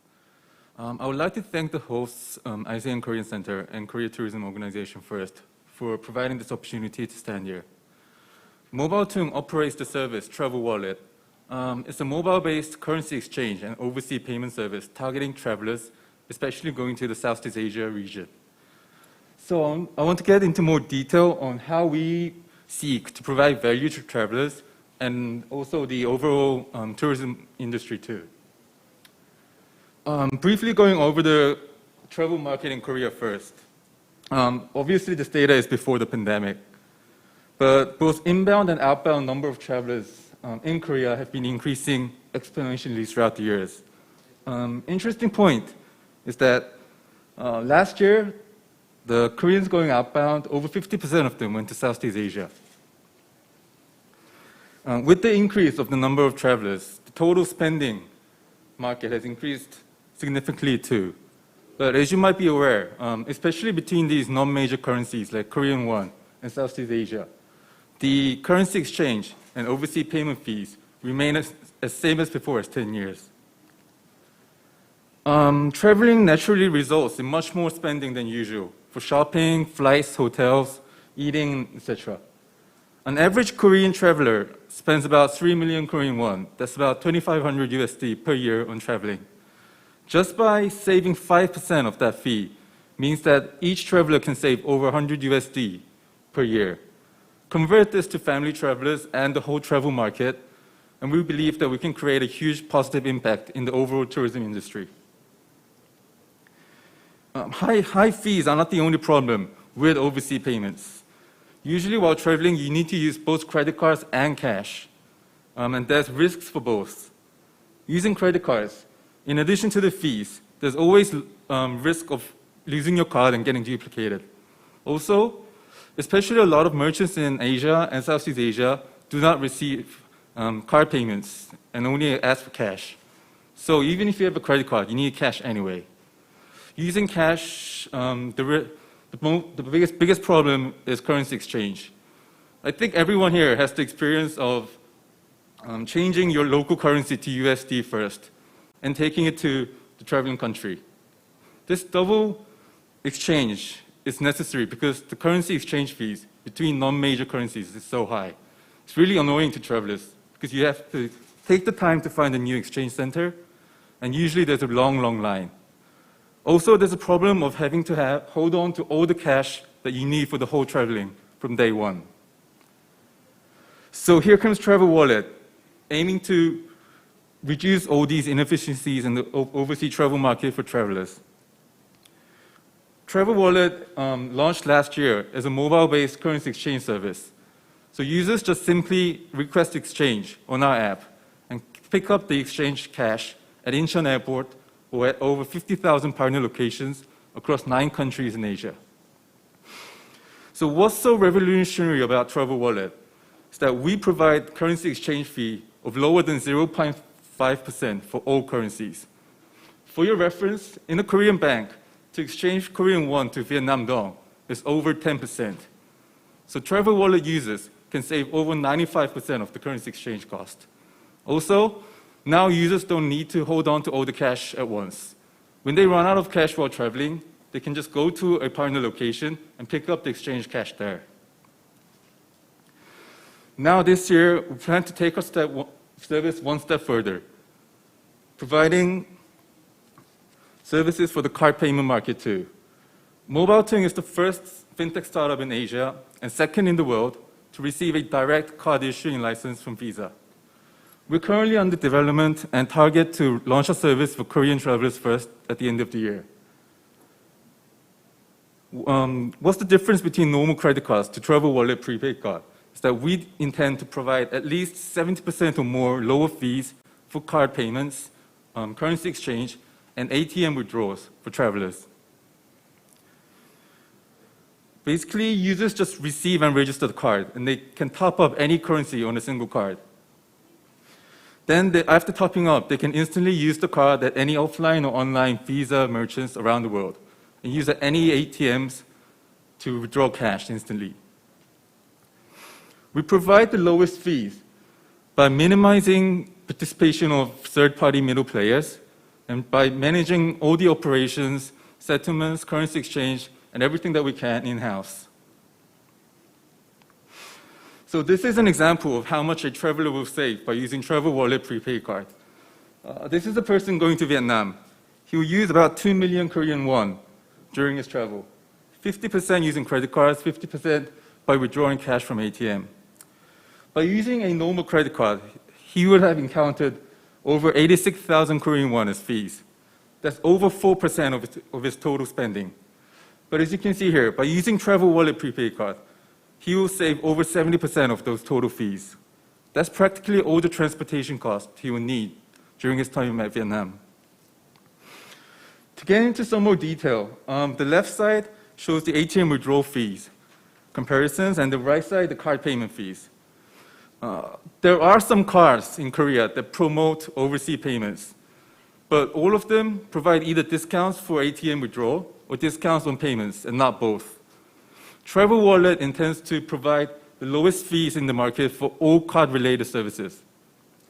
As you can see here, for any type of service, you can save at least 3% more than normal credit cards by using Travel Wallet. Interestingly, you can save more with Southeast Asian currencies compared to major currencies like USD or Euro. So our main target first will be the Korean outbound travelers. The reason is that we want to really go global, but to do so, we need to find the right partners and cooperate in each country. This COVID-19 situation has not helped us to go out and meet the right partners. So we hope to be able to do so soon. But we already have experience in partnering with the diverse types of travel-related services in Korea. And user feedback and experience were really good. By linking our easy-to-use, lowest-fee service with globally travel-related services, we are confident to provide much value to travelers and the whole tourism industry. So, financial service may seem somewhat unrelated to traveling, but spending and payments was always a big part of tourism. Travel Wallet intends to become the single payment service that travelers in Southeast Asia and in Asia look for when they plan their traveling. Wrapping up, Southeast Asia is a main target country for many reasons. First, Southeast Asia and Korea are relatively close by. Already over 50% of Korean travelers go to Southeast Asia. And we expect the numbers to only grow after the pandemic. But still, there are so many inconveniences and high fees between Korean won and Southeast Asian currencies. Traditional financial institutions cannot solve this. So we want to create a huge positive impact in this growing market. And again, we need to find the right partners in each country. And I really hope that this is the first step to be able to meet these potential partners. On behalf of Mobile Tung, we sincerely hope that this hard time for everyone is resolved soon, and that the tourism market reinvigorates in the coming months. Thank you. Thank you, Mr. Lee, for your presentation. For our final presentation, we have Mr. John Lee, CEO of H2O Hospitality, the largest tech-based accommodation brand in Korea.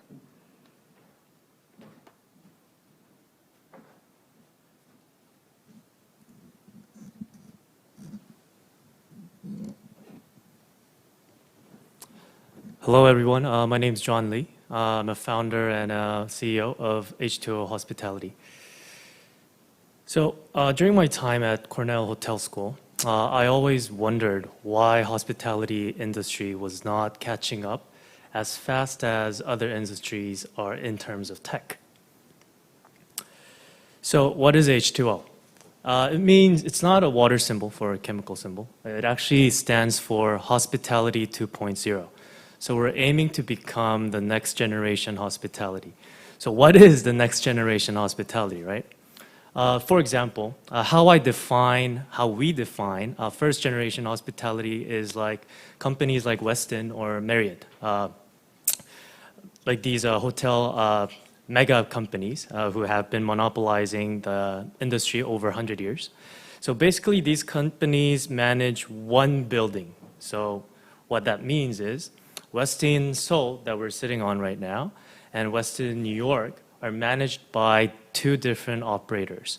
But what we are aiming is we're trying to manage a spread it out properties in different regions based on tech-based centralized systems so that we don't have the on-site staff within the buildings. What can happen through this is that a lot of the fixed costs of the building itself will be decreased, which means the overall yield of the real estate will be increased. Like Benjamin mentioned in his presentation, how we are embracing tech within hospitality is what we're doing. So we are the largest tech-based hotel brand in Japan and Korea. We are managing around 6,000 rooms in 13 major different cities in Korea and Japan. We've been growing pretty fast. Our revenue jumped from $2 million in 2018 to $12 million in 2019, which is 6x within 1 year. Unfortunately, this year was supposed to be a big jump on the back of 2020 Tokyo Olympics. However, because of the pandemic, we had to cancel all the Olympic upsells during the period. So hopefully this pandemic goes away soon and our growth projections continues. So how are we different from the original management? So basically what we are trying to aim and what we did is we want to take out all the on-site staff within hotel buildings. So for example, the things that we don't have that existing hotels have are front desk department, concierge department, housekeeping department, sales and marketing department. So how did we take those things out? So first, centralizing the system. So for example, a sales and marketing team are normally within a building or right beside, and these guys sell and manage the revenue and inventory of the rooms. So basically what we did is we centralized our revenue management team through our own developed PMS, property management system, and channel management system. Also RMS, which is room management system. So how this works is based on an algorithm, we manage, let's say, H2O stay in Okinawa and H2O stay in Jeju, H2O stay in Seoul. The price of the rooms penetrate based on the current situation. So that each individual of our staff doesn't have to touch anything. So the centralized one team manages spread out properties all over the region. How we took the CS team out was that normally, for example, if you need something when you check into the hotel, you pick up a phone and press 0, right? And then you ask for something. The first generation hospitality CS is mainly phone call basis. How we changed this is millennials, they're not used to phone calls, I mean. They are more used to chats. So we changed this to chat-based CS system, which is 10x more higher utilization rate and also much cheaper in a fixed cost wise. So what we did is we have 3 different call centers, one in Cambodia, one in Philippines, and one in Japan. And these guys have 4 different languages, Korean, Chinese, Japanese, and English. And they work, not all of them, the schedule basis are 24/7, 365 days. So it's not on site. And how we took out the front desk was that this was an actual experiment we did.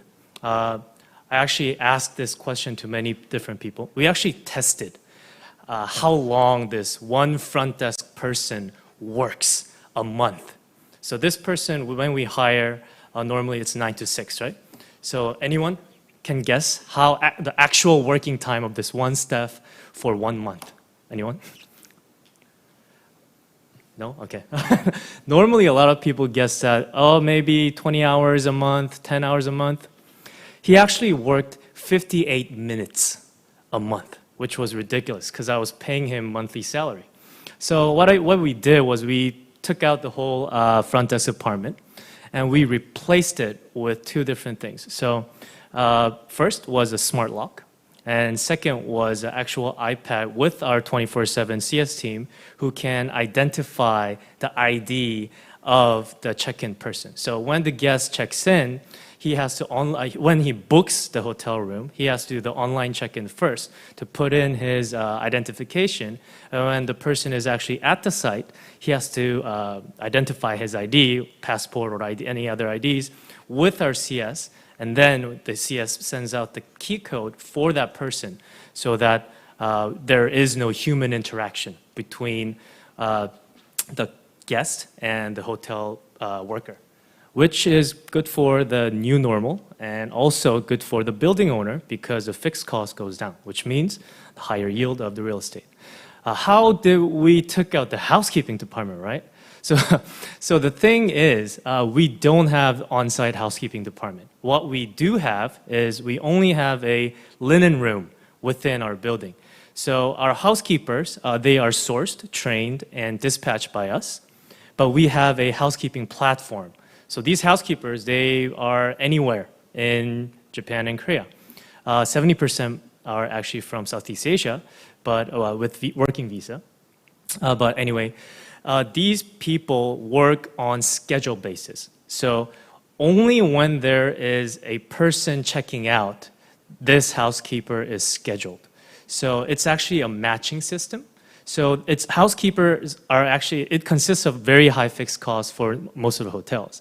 So we changed this fixed cost to a variable cost, which increases the yield of the building itself. So how we're doing this is we have a linen room. So the scheduled housekeeper goes to the site when there's a checkout, and this housekeeper cleans the room, changes the linen, and the logistics of the linen and the cleaning of the linen itself is done by a linen companies around the region. And so our housekeepers, they only need to change the linens and clean the rooms.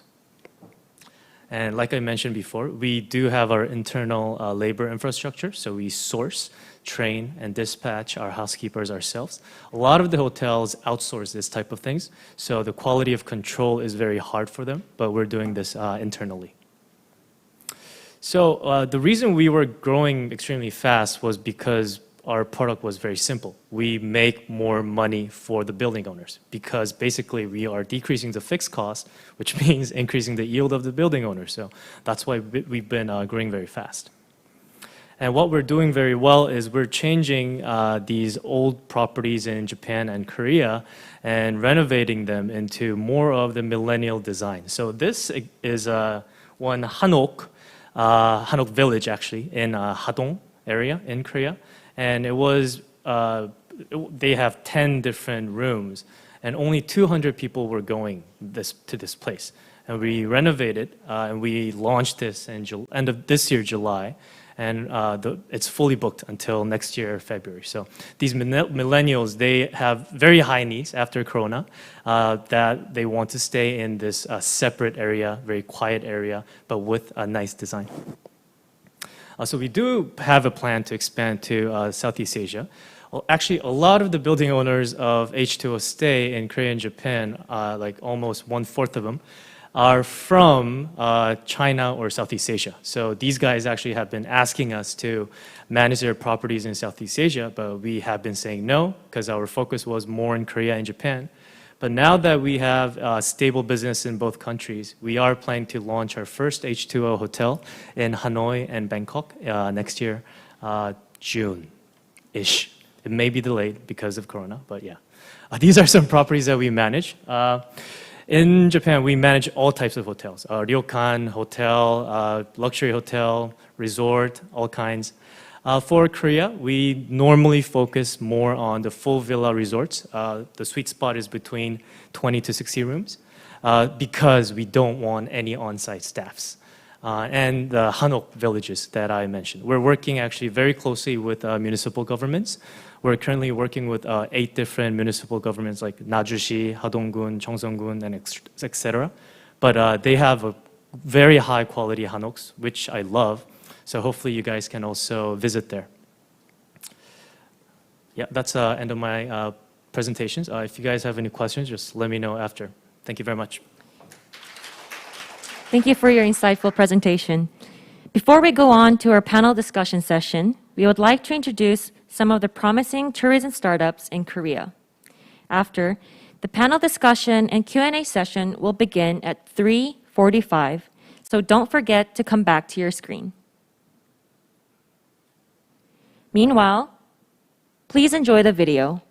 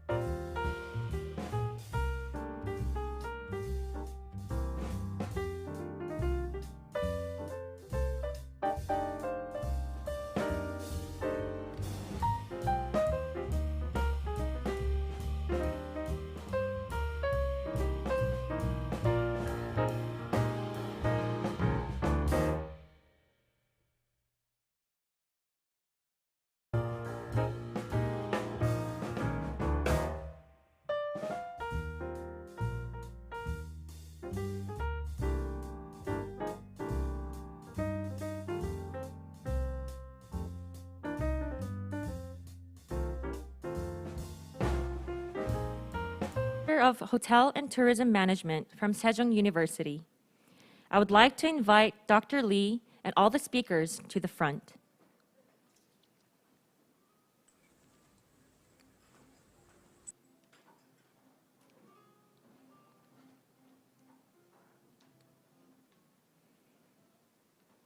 I will leave the floor to Dr. Lee and the speakers.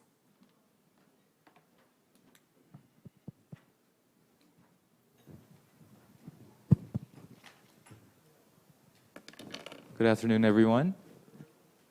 I feel very honored and privileged to moderate this session comprising of elite speakers and officials and also international guests. I'm pretty sure they're online on YouTube right now.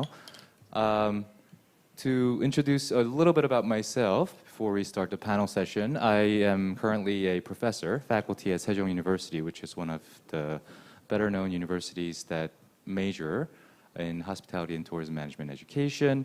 And I feel that it's very important that I express my gratitude for this opportunity to share and also learn these new developments in the current situation with the COVID-19.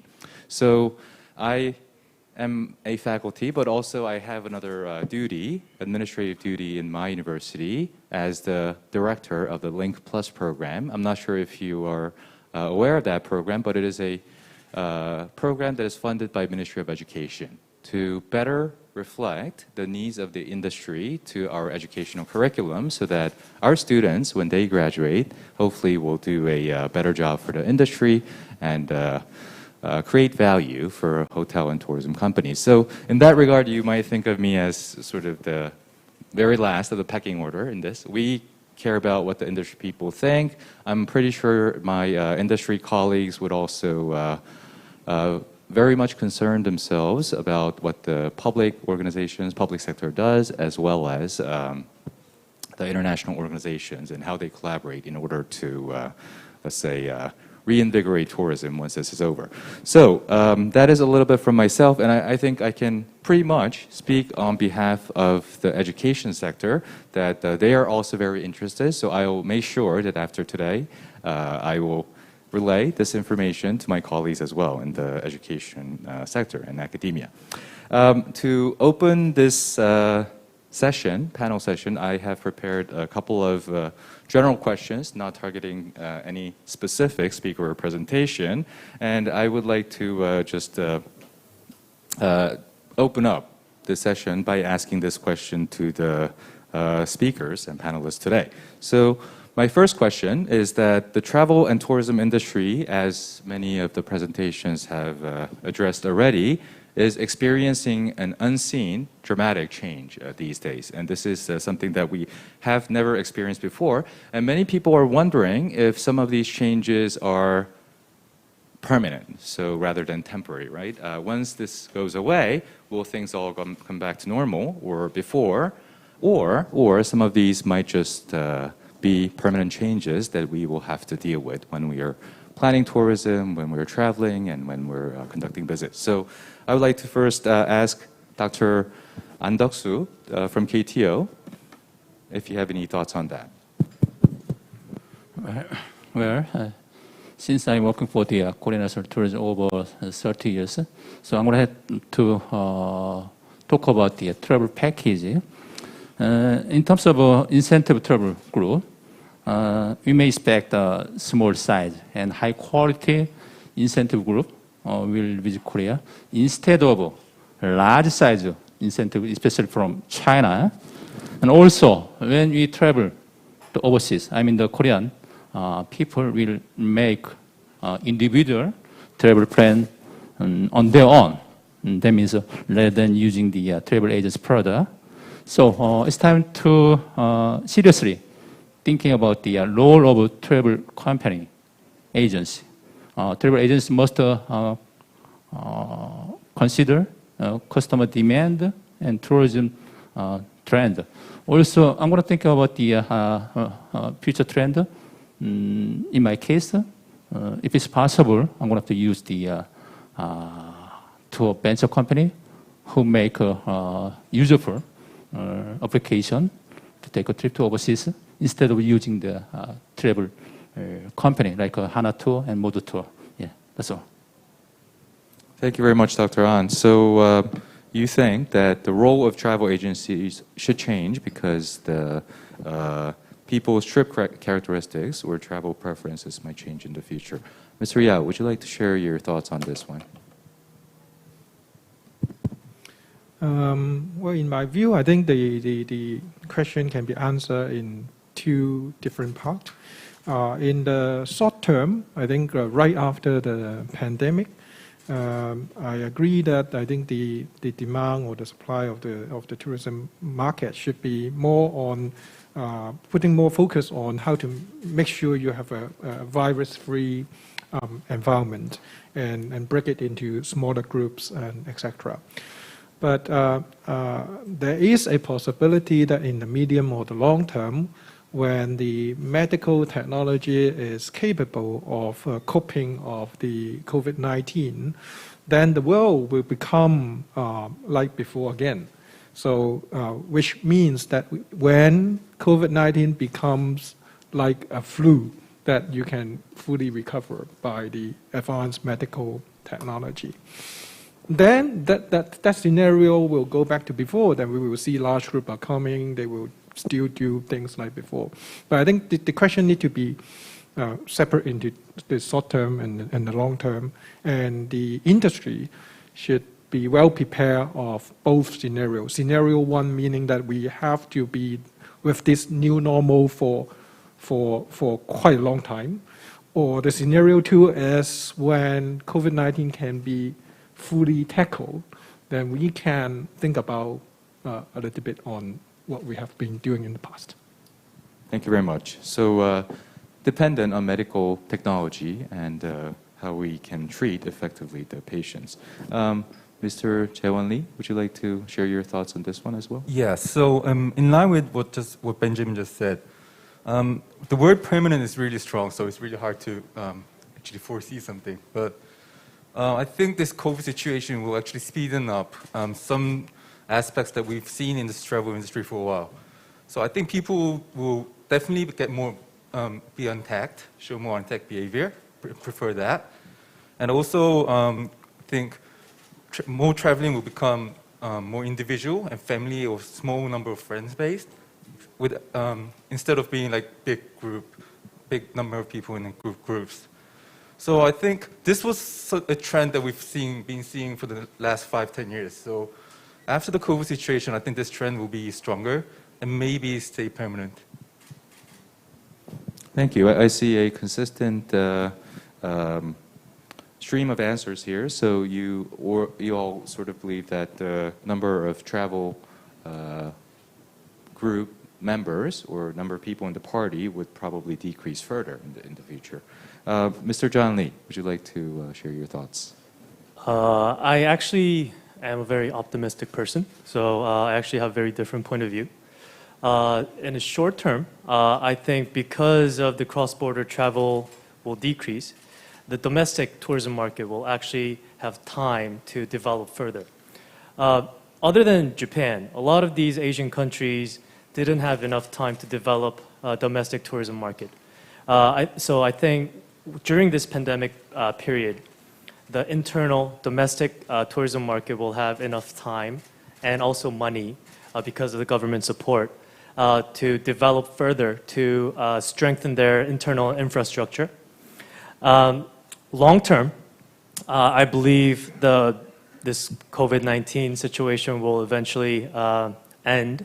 And when the cross-border tourism market initiates again, there will be a shortage of supply and accommodation side. A lot of, we are also doing the hotel development, our company, and a lot of these hotel development projects have been or will be canceled or will be stopped. So number of Chinese and Indonesian and Southeast Asian passport population is increasing extremely fast. It has been increasing really fast since 2012, but the supply was supposed to grow a lot, but it stopped because of this pandemic.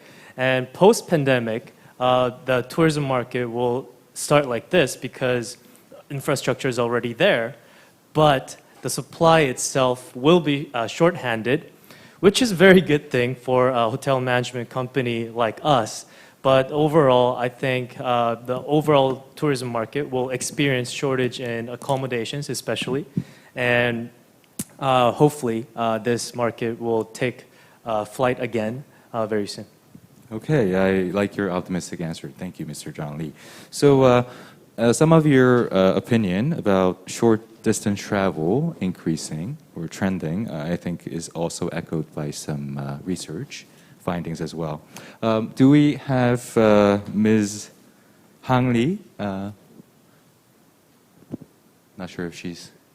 Hello, Ms. Hwang Lee. Yeah. Very nice to meet you. I enjoyed thoroughly your presentation. Now, the ongoing discussion is about any permanent changes that you expect even after this coronavirus situation has gone away. So if you could just a little bit comment on that. Yeah, as we are an online booking platform, I'm happy to see that travelers will prefer to book online than offline.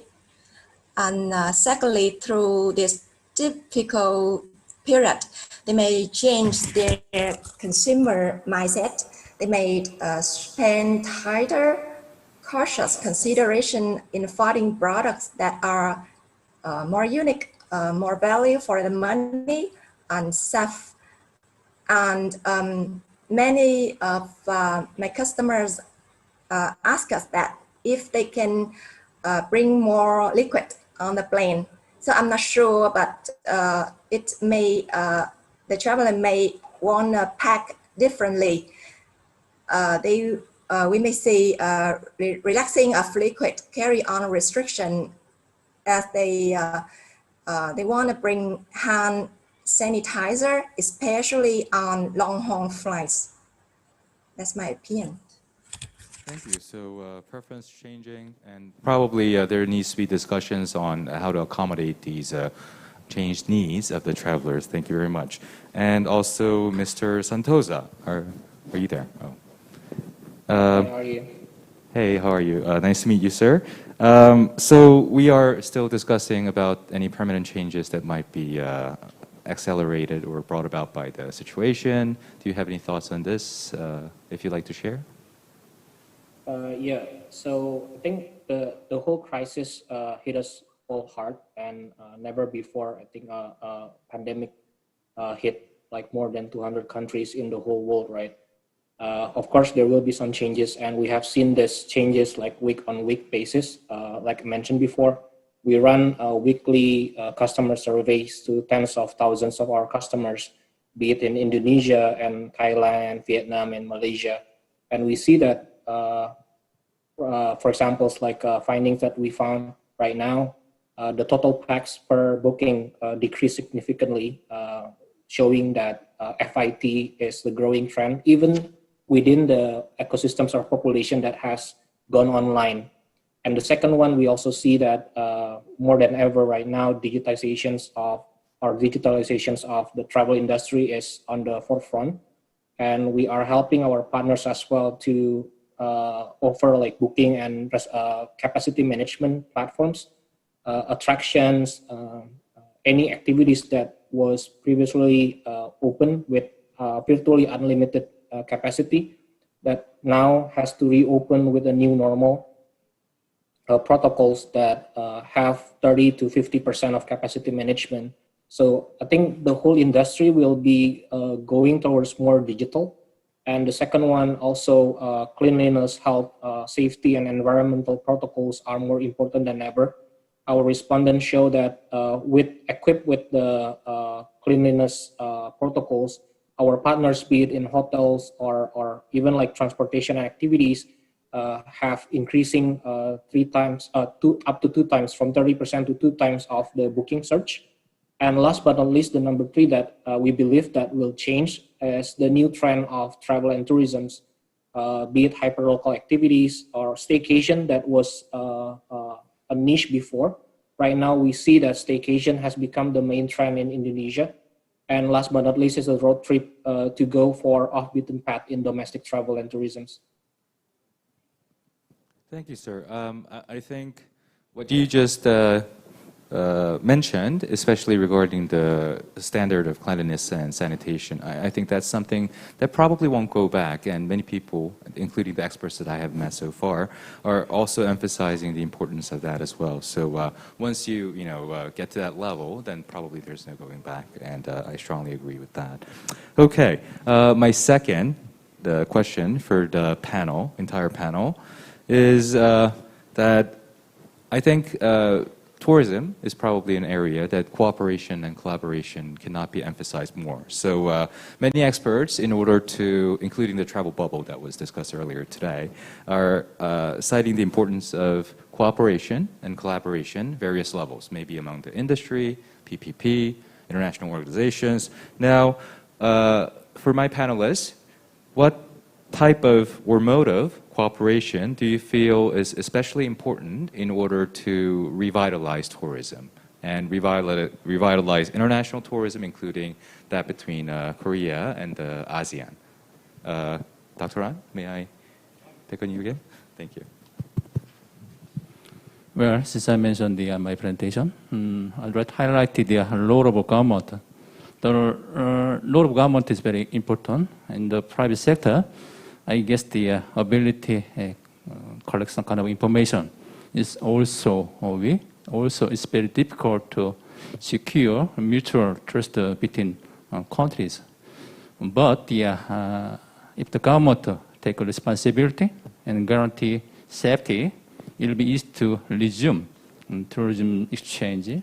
And in order to exchange tourism programs, it's necessary to establish a TF, task force, and also task force between the government or the other countries to check the safety and quarantine.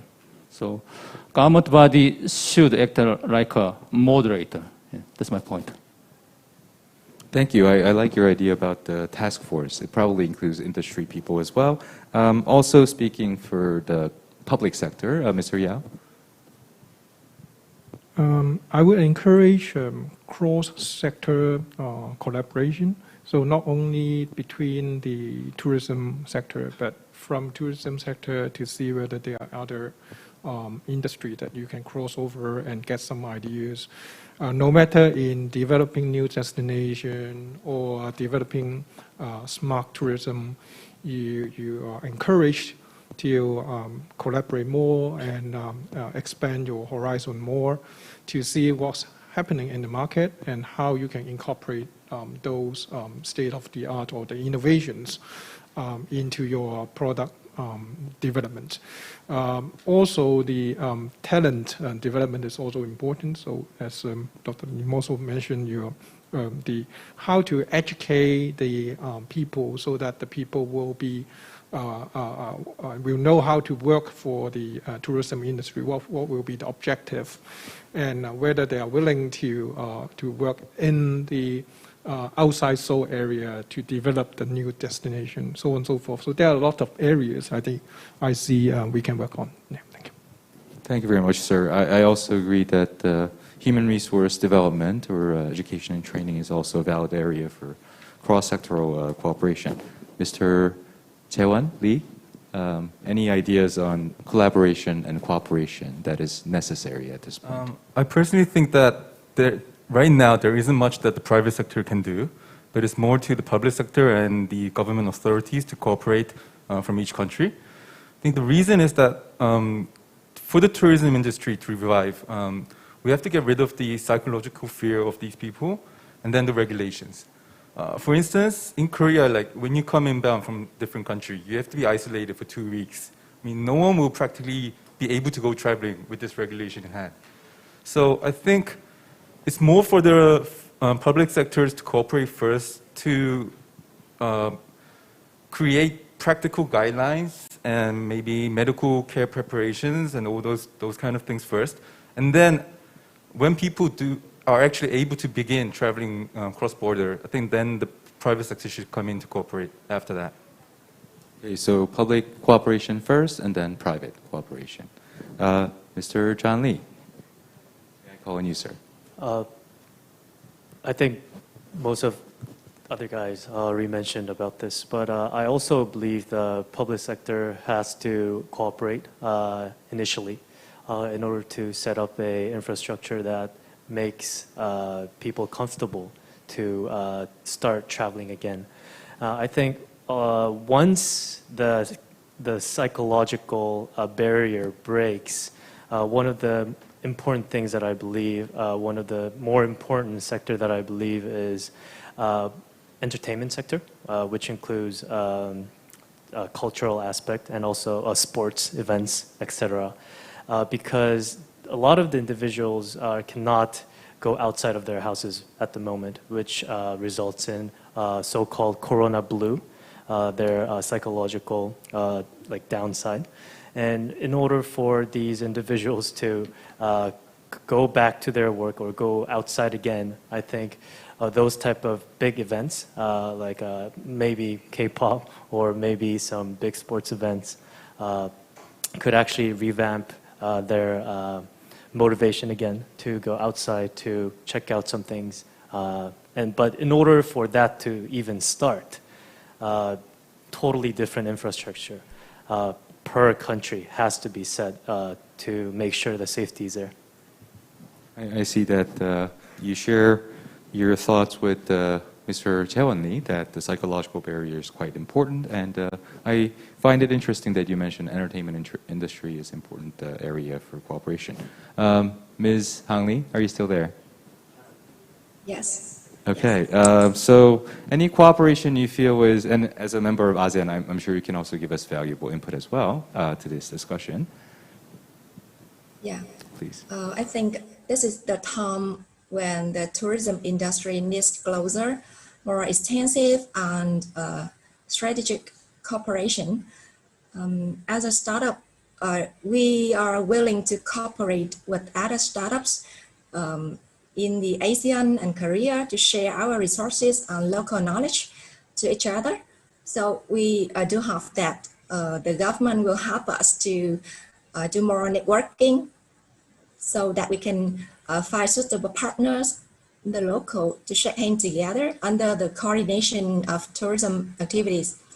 Vietnamese do love exploring Korea because they love your romantic films. So Trip Hunter also want to help our travelers to explore Korea, but it's not easy for us to find partner in Korea. Yeah, that's all. Well, I think you're at the right place and time now because I think Korea ASEAN Center and the Korea Tourism Organization are actually planning for these stages where you can cooperate in various levels with the Korean firms as well. Mr. Santosa. Thank you. Yeah, thank you for the questions.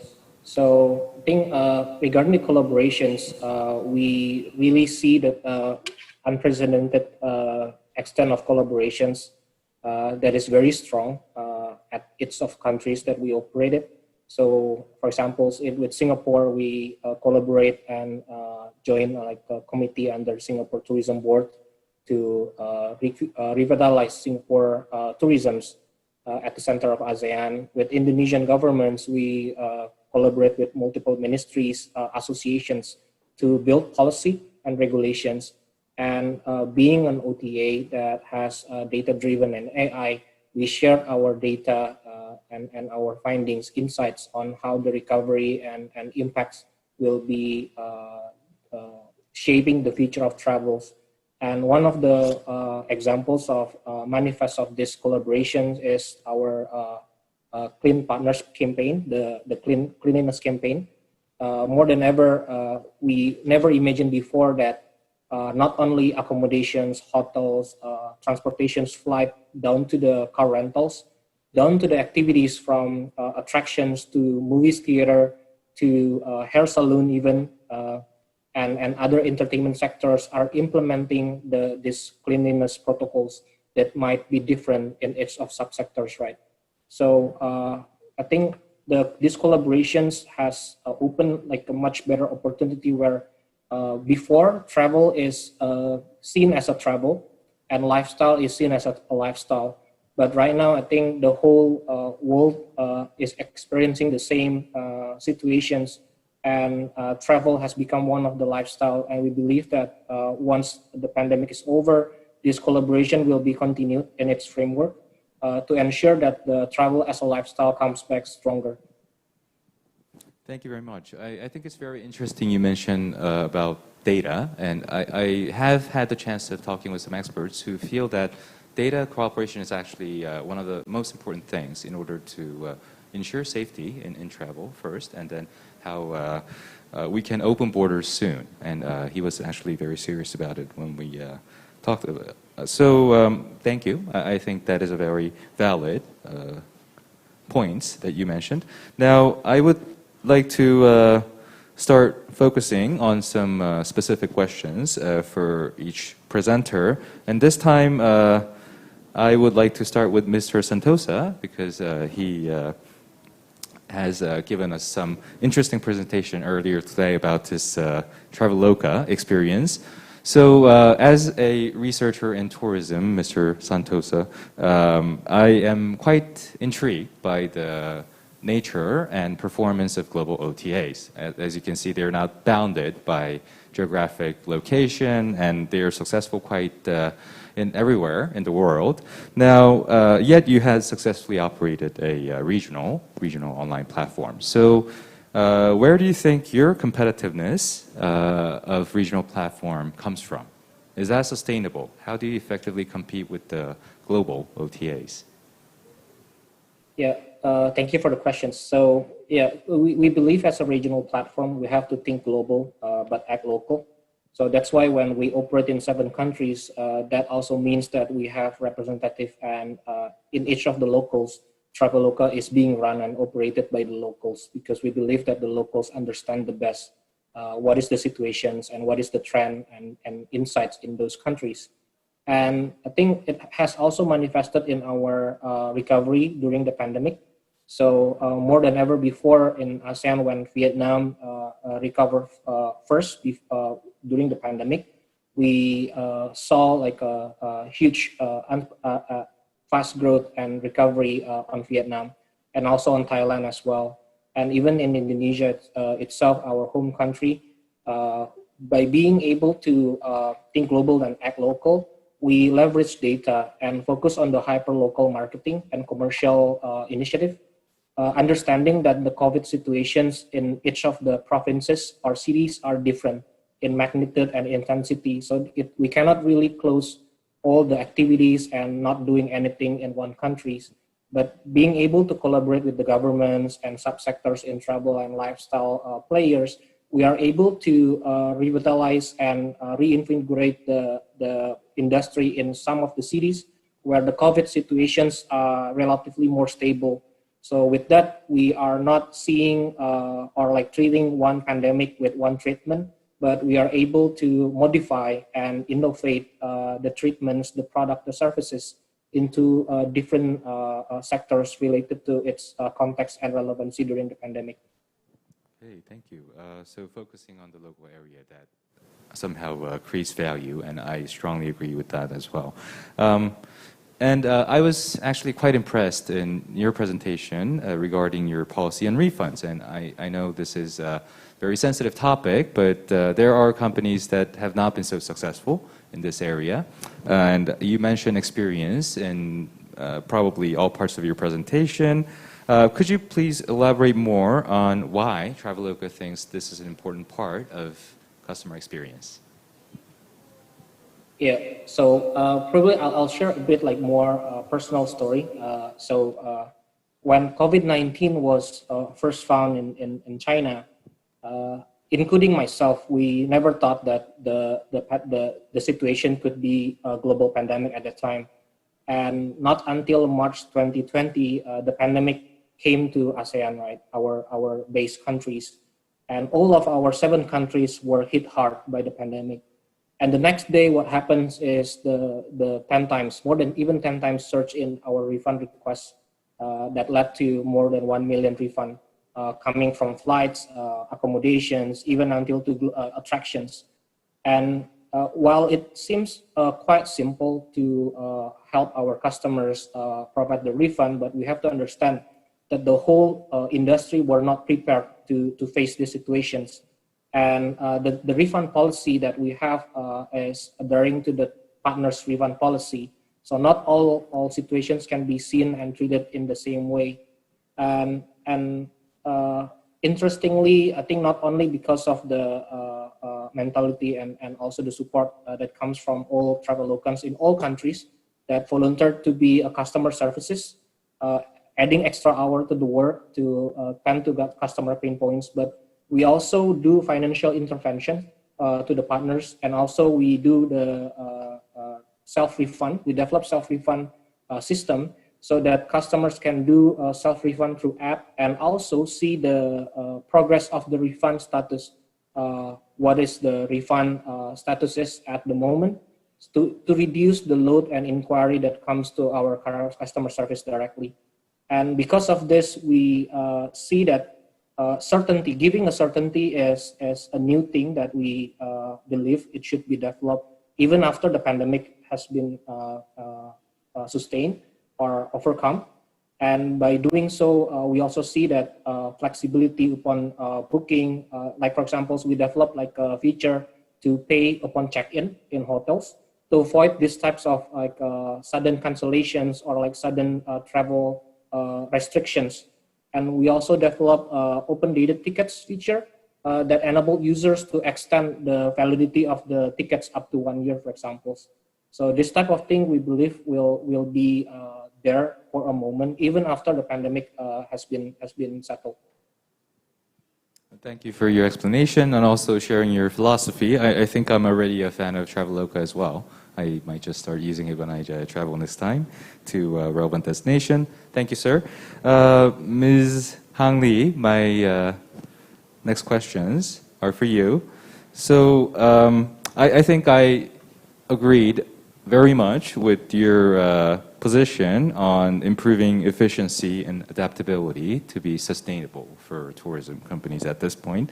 So considering the tourism industry in general at large, what do you think would be the area where efficiency could be improved and maybe adaptability could be enhanced? Yeah, thank you for your question. I think the travel will return, but not the same way. Safety comes first, so I think there should be a strong adoption of technology in travel. All services should consider apply digital to protect users as well as control the risk of disease. So one key area of transformation, I think, is touchless travel from online booking platform, from the airport check-in, boarding to hotel check-in and attractions. We are aim to provide our travel tech solutions to tourism companies to help them enhance their efficiency and adaptability, and especially we focus on help them to adapt to the free independent trend. And I think the transparent data from the government must be at the heart of any technical solution. So that's it. Okay, so technology, safety, efficiency in terms of cost efficiency and also data. I like your answer on that as well. I think there are actually works or groundworks being done in Korea as well regarding the use of data, especially for tourism. So perhaps that is an area you might be interested in cooperating with the tourism industry in Korea. My second question, so your presentation, once again, mentioned core values, which I think is very important to focus on right now. Now, the difficult thing about, even for us as well in the education sector, these core values might change, and they might change at a very rapid speed in this uncertain times. So is there a good way to monitor this? How do we respond to such changes? Can we track it? Can we deal with it? Any thoughts? Yes, this is really an interesting question. We have to consider uncertainty as part of life now. The companies should be lean and flexible. We should apply a model of start, stop, and reset, and follow this loop constantly. When the market is disrupted, young startups like us have to explore sub-business activities to earn cash flow. Even big companies, they have to try new model to adapt. For instance, one of the biggest tour operators in Vietnam who intends to use our solution, use our tech solution, share with us that they are very headache with the current situation. 8 out of 10 travelers now become free independent travelers. No one want to book their group tour anymore. Very headache, and they intend to try our tech solution, and if it works, they could change their model, and this will be a great revolution in the long history of operation. Yeah. Okay, so technology-driven and maintaining flexibility. I think that was the takeaway from your answer. Thank you very much. Okay, I'm pretty sure that you noticed that we're working in reverse order now, so I would like to ask Mr. John Lee, who I thought gave an excellent presentation about his services. Now, I guess in these times, your service is especially valued, given that human contact is minimized in virtually all processes of the hotel, check-in through check-out. But there are still customers, and I do have friends who strongly believe that face-to-face contact service has value. So, and that is especially for five-star hotels like this one we are housed in right now. So what is your expectation on this in the long run? Do you eventually see 5 or 4-star hotels adopting your service, or do you think there's a separate market? To be very honest, this type of 5-star hotels, it still needs the human touch. It's a very different sector compared to 3-star or below type of hotels. The main target that we focus is between lower than 4 stars, which composed of 98% of the overall industry.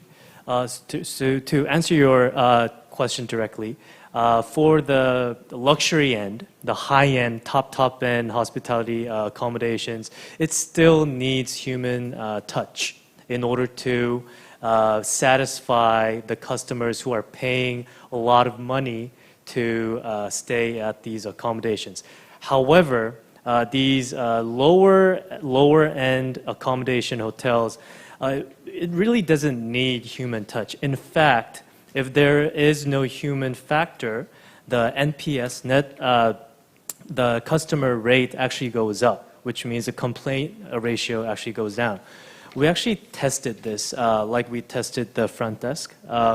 For example, when there is a kiosk instead of a human service as a front desk person, let's say, for example, when you check into a airline. Normally, the airline allows you to check in baggage of 20 kilograms or lower. If there is a human employee serving the guest, if you weigh your luggage and if it goes 22 kilograms, you normally say, "Can I just do it?" Instead of, "Oh, actually, my luggage is 2 kilograms over, I'll pay." However, if it's a robot or if it's a non-human aspect, then the guest just accepts, "Oh, this is the policy.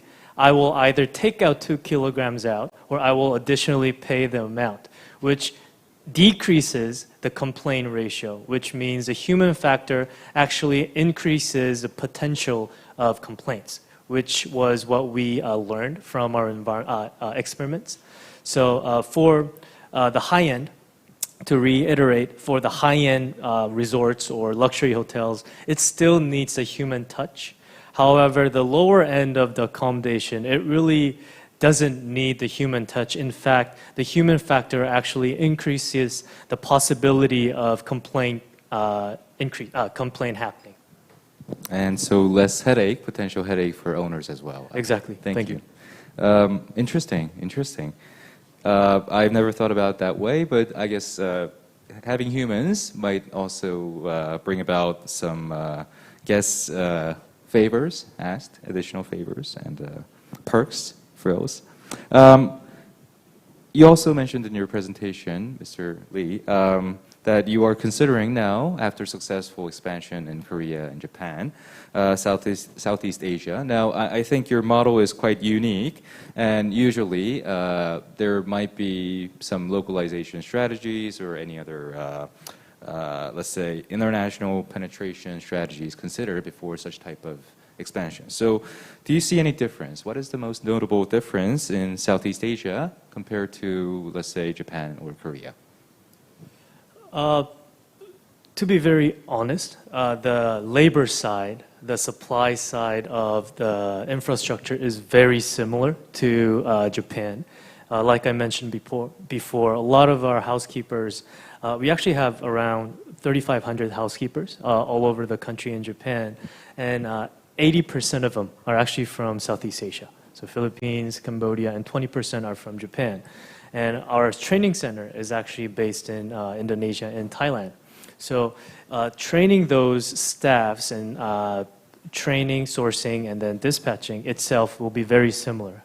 Also, the guest side is actually very similar as well, because a lot of the travelers coming into Southeast Asia before pandemic, most of them were Chinese.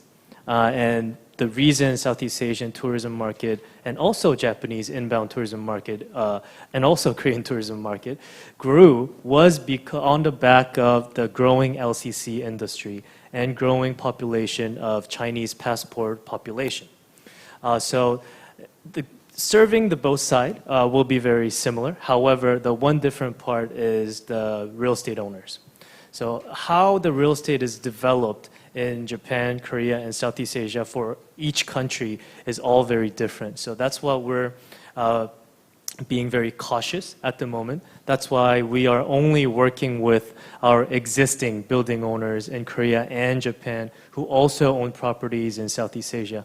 That's the angle that we're still learning, and hopefully we can have some help from KTO and ASEAN-Korea conference. Yeah. Thank you. I think it's a very good idea that you utilize your network with the ASEAN-Korea Center and the Korea Tourism Organization. I'm sure they have abundance of such experience. Real estate ownership, I think, is quite tricky, and I also am a researcher in this area and find that regional differences are quite formidable. Okay, my next questions go to Mr. Jae-won Lee of Mobile Tung. Now, I found your presentation very interesting and your latest product to be launched very impressive, especially with the Visa. So, to the best of my understanding, credit card companies targeting frequent travelers, like many people here, they usually focus on reward programs like airline lounges, mileages, discounts, maybe hotel discounts, etc. So do you also see the payment program focusing on such reward programs, or are you still just focusing on the value aspect? What is your main benefit if you do have such a reward program? Yeah, thanks very much for pointing that out. It's very interesting for us to see that so many people are really attracted to these kind of discounts or cashbacks from credit card companies, because when you analyze the structure of how these credit cards are made, generally depends on the currency, but these users, you pay at least 3 to 5% in fees, and then you receive 1 to 2% of benefit. So you're actually only receiving a fraction of what you pay in fees, but still people just really want to use these kind of cards, even though you're actually losing money. So for Travel Wallet, our message is really simple. We just want to keep the actual fee as low as possible. And that will be from 0 to at maximum 0.5% for any currency. So that's actually at least 90% cheaper than at the current credit card models. So these kind of promotion, airport lounges or duty-free shop discounts, we're actually in discussion with a lot of players to provide some discounts for these services as a value add-on, but it won't be our main story. Our main story will be the lowest fees in the market ever. So that would be the core value that Ms. Hang Lee has mentioned in her presentation as well. Thank you. I like your strategy. So, and I think this question might be a bit sensitive, but I'll ask it anyway. So in the past, personally, and I hear that my friends and colleagues face this problem as well, but there were quite a few vendors, especially in the tourism industry, in Korea, anywhere in the world, that were quite reluctant to accept credit card payments. So, and we are now living in an era where, you know, cash is less and less used every day. So do you think there's going to be a significant change in behavior with regard to payments? Would these vendors eventually, small street vendors, start accepting credit cards? Do you think that's going to happen? Yes, I do believe that definitely in the long run, it won't be something like in 1 or 2 years, but globally, we are slowly evolving into a non-cash society. And the COVID-19 pandemic has only speeded up these untapped behaviors of people. So, and there are also so many more simple payment services coming out, not just in Korea, but in Southeast Asia, in America, and everywhere in the globe. And more of these younger generations in the 10s and 20s are getting used to using these simple payments. That includes like linking your credit card to your phone and just paying using your phone.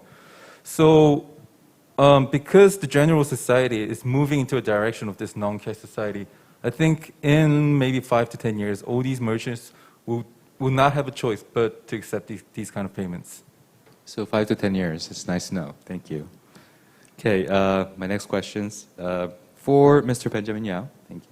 So according to your presentation and predictions, it seems that the new tourism model will likely comprise of high-priced products, high-end but also high-priced. So is there any feasibility for low-priced, medium-priced products? Is there any chance that they can also somehow be feasible in the market? And if so, what attributes should these products focus on?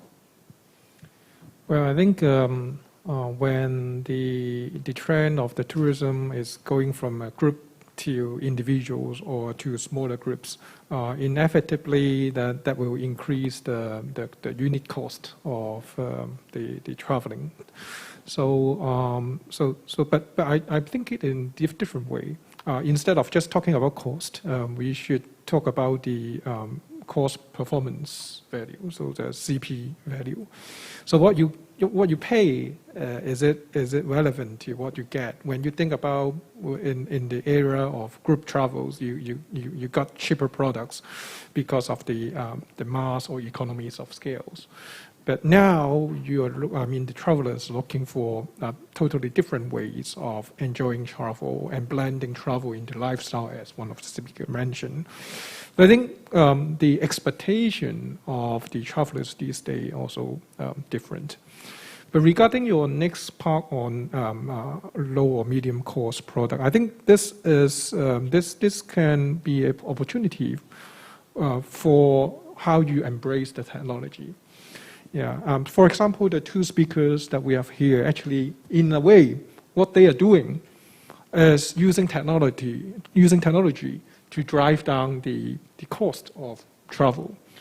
So without sacrificing the value or the services or the quality that you have, but at the same time, you can drive down the cost. So this could be a big trend that you can see how the tourism industry will go. Thank you very much. So you believe that technology would be virtually replacing the economy of scale and somehow make feasible the low or modestly priced products in the market. Yeah, that's right. Thank you. One more question, sir. So I found the concept of aesthetic intelligence quite appealing in your presentation, and I would like to, as an educator, teach my students to be aesthetically intelligent. So how can we teach this? Is this something we can teach or develop, foster? How do we invest in this as, let's say, tourism professional trainers in the future? Well, there are two ways that I see this problem, or I see this issue. I think the first of all is it's very common in the tourism industry when we talk about travel products, we talk about cost. But I think in the business world, the strategy that the company should take can be either cost-driven or cost to be the cost leader, or you go to the other side, which is differentiation. So when you think about how I can differentiate my products or my travel services to make available to the travelers, then the aesthetics intelligence can come in, which means that you're blending everything into a lifestyle, into a life memory, into how you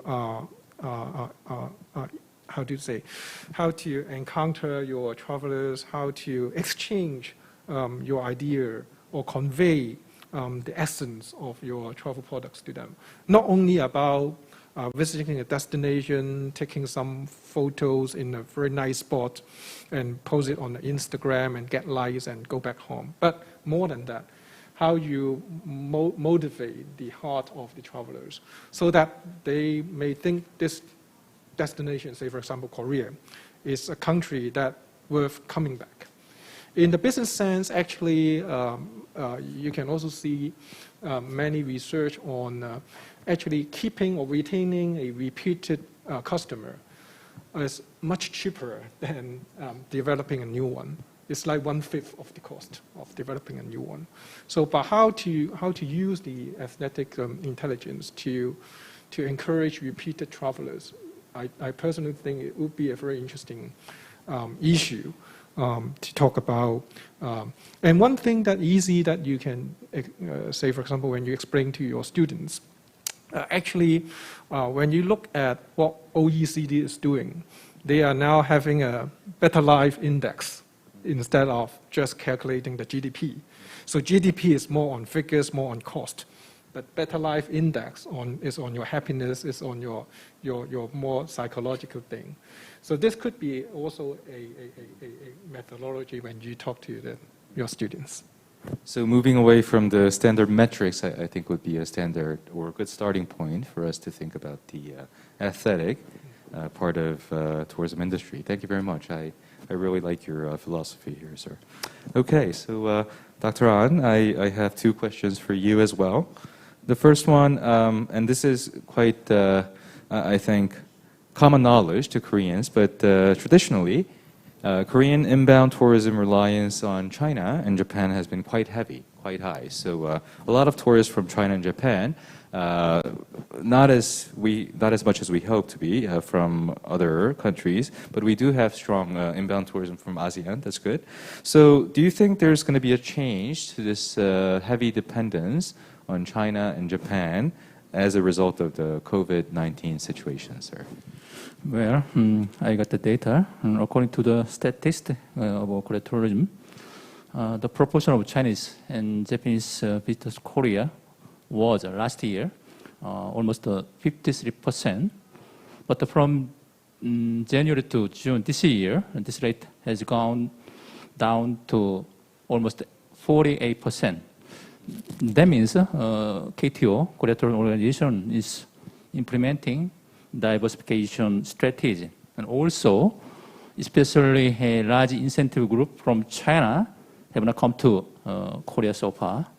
Regardless of coronavirus, KTO is expanding its weight in the Asia market by breaking away from dependence on China and Japan. And as the Asian interest in Korea tourism increases, the KTO plan to further strengthen its marketing to the Asian market.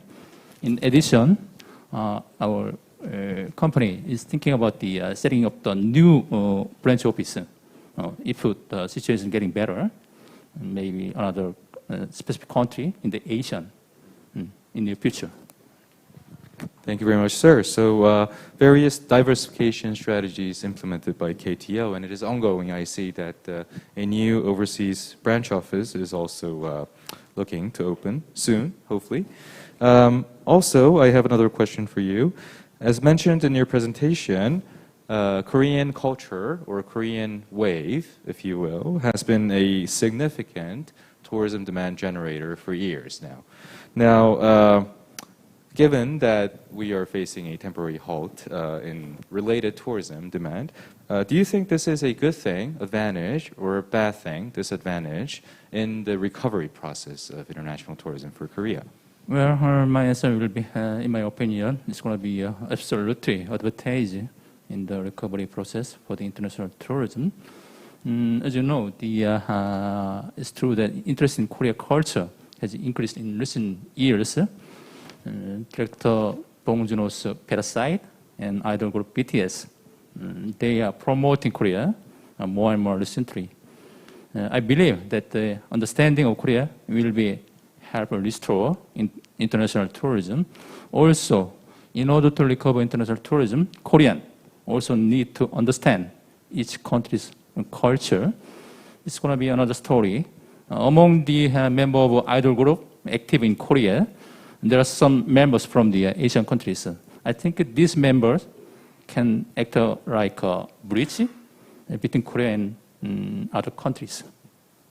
Thank you for your sharing your thoughts, sir. I do, too, believe that this, when implemented successfully, could be a very effective program to recover tourism, especially from ASEAN countries.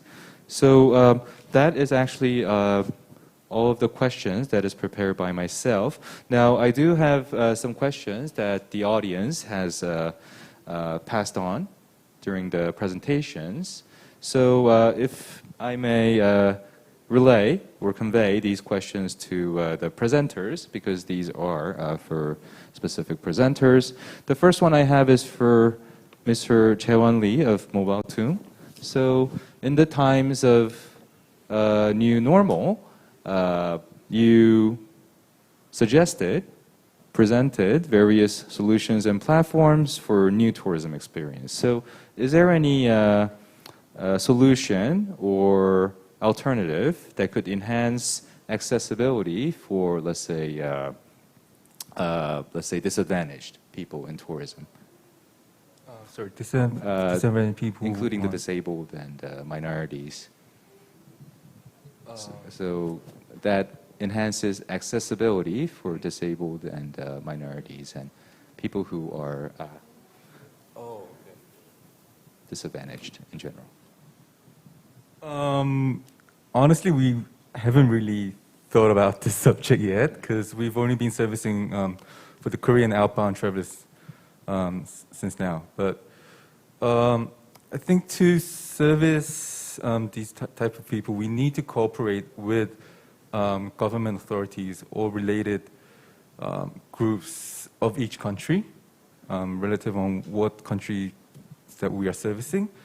And because in this financial sector, especially regarding foreign exchange, there's so many regulations in each country. So we know that we cannot expand globally by ourselves. We need to have partners in each country. We need to know the regulations and follow every rule. So this part of potential customers or people that we can reach, we will need to cooperate with the right groups in each country. But honestly, we don't have a deep idea yet. Thank you for your frank answer and also your willingness to further investigate on this issue. Since I asked you already a question, Mr. Jae-won Lee, I would just like to ask a second question from another audience participant. So, and he or she is wondering if there's any potential security issues that you have by far encountered. Not yet, because we've already received 4 official government licenses. They look into all our infrastructure and IT security stuff. So security-wise, I think we're really strong. And also, we're working with Visa, which is the biggest financial institution in the world. So our card system is integrated with Visa. So I think in security-wise, we're safe or even more than the normal credit cards. So you have the best partner in that aspect. Thank you. Okay, my next question to be relayed from the audience is for H2O, Mr. John Lee. So the audience is wondering if you have any plan in executing a absolute on-tax or low-contact service, no-contact service actually, by using voice AI in your hotel. As, for example, Google Hilton partnership in providing Google Nest Hub. So voice-activated, let's say, control. We actually are already developing that type of hotel at the moment. Like I mentioned during my presentation, we do have our internal RMS, which is room management system, which can connect the APIs of all the IoT devices. So for example, right now we are only focusing on the door lock at the moment because we wanted to take out the front desk department. But internally, eventually we would like to change all of our rooms with IoT devices so that the overall property itself can be more of a tech base. Right now it's more like staff-less hotel, but we would like to evolve as more of actual tech hotel. That's what we're developing at the moment with a partner of AI company. Sounds like you are already going to the right direction. Thank you very much. Underway. Okay, my next question for Mr. Sentosa. Are you still there, sir? Yeah, I'm still here. I actually have 2 questions for you. One participant is wondering if there's any plan by you for the domestic market in new normal. So, because it takes some time before reopening their international travel. Is there any plan, a specific plan to address this by maybe stimulating the domestic travel market?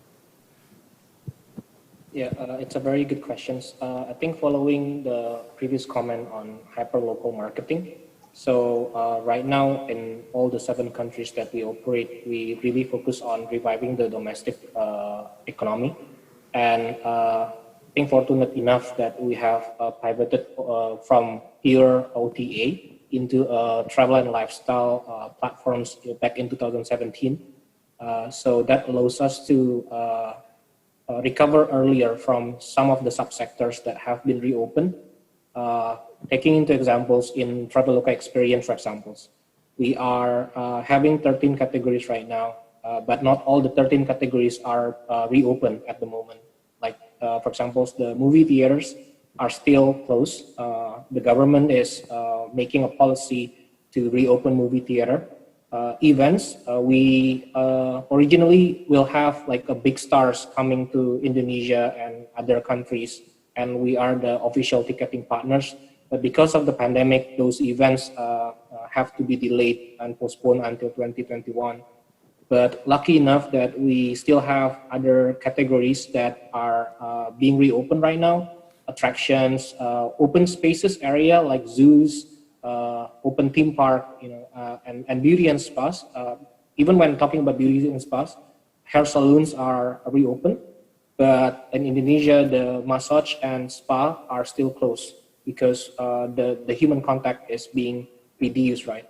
So being able to look at the conditions at the granular level and combine it with the hyperlocal, like focusing on those cities that are having least stressful pandemic situations, plus incentivizing the customers. We do flash sales in every weekend, and we combine it with the live streaming in app, so customers can actually find the deals and also watch the content that we build to to educate the users in reducing the phobia, and also kind of like changing the paradigm of the stigma, because nowadays, like if people go travels, they might face stigma of not being considerate over the situations, right?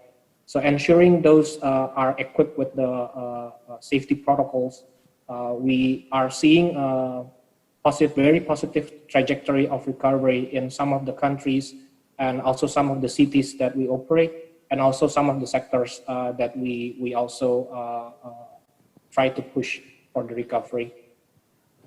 Okay, a great portfolio of programs to stimulate the demand. I guess a lot of marketing efforts done by your company. Another interesting question I have for you, sir. So this participant just simply wants to ask, when do you think an Indonesian could start planning a trip to South Korea? Thank you, wish you good luck. So as an expert, would you like to make an estimate on that, sir? It's a tough question. I think only God knows right now if honest answer. But we are seeing like so we believe that the pandemic will be over, and when it's over, we believe that travel and tourism will come back stronger, much stronger, in a different way. Be it like more driven by FIT, being driven by more millennials. But we see that our customers are starting to crave for experiences out there, and we believe that once the pandemic is over and cross-border is being reopened, the quality of travel industry and tourism in cross countries will be much more improved. And by saying that, we can only pray that the pandemic is over soon, so then the travel sectors in general can recover much faster. Thank you very much, sir. I do hope too that we can reopen this sector soon. I actually, this is not a coincidence, but have a similar question for Ms. Hwang Lee as well. So for Trip Hunter, this participant feels that there needs to be some kind of reactivation of domestic tourism in Vietnam as well. So if Trip Hunter is contributing in some way to vitalization of domestic tourism, could you please share with us? Yes, originally we at the beginning we focused on domestic tourism, and then in the beginning of this year we expand to have Vietnamese explore ASEAN. So we already built a massive database, tourism database. So I think we can have other tourism companies if they need our data by let me think some way to share with that. Yeah, and we know exactly where in Vietnam is safer, so we regularly recommend safe destination for our domestic travelers regularly. Yeah, via our social network and email, and also via our platform. We use push notification regularly. Yeah. So thank you very much. So you actually release your data for other tourism companies so that they can use your data for commercial purposes. I think that is very, nice of you. Also marketing programs to stimulate travel demand within the country. Thank you. Okay, my next question, I think it's somewhat of a difficult question, but nevertheless an important question. So I would like to invite any of my panelists to answer this question.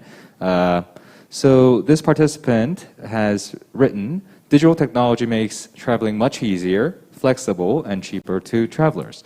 At the same time, it is disrupting the operation and survival of conventional travel agencies and tour guides. Quote, and I too agree that this has been discussed many times in our discussion as well as previous presentations as well. So how can we what would be the best policies that the tourism organizations can implement to balance the need to embrace the new technology, but at the same time, still maintain sustainability and continuity of travel agencies, which might not have a consistent path, so they need to sort of change their path, and jobs for tour guides.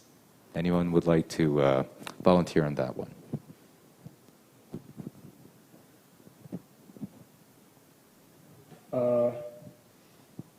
Let me take the challenge then. I think it's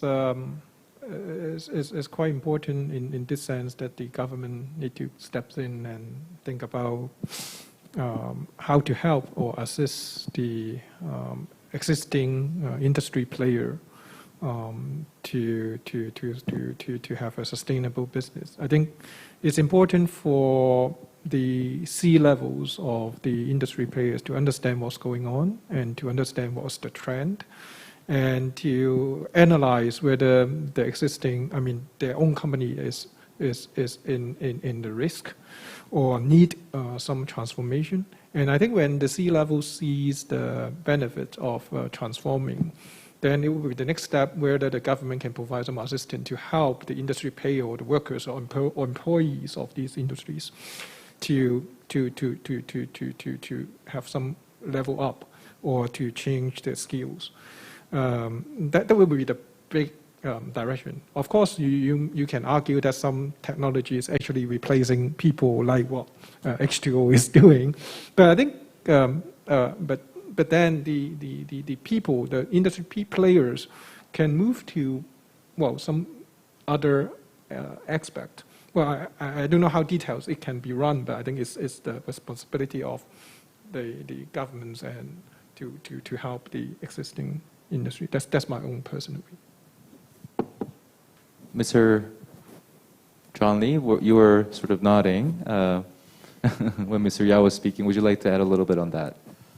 It's a very sensitive question, so it's very careful to answer it. But I guess we actually have a very good example globally that government, depending on the government stance, the result was very different.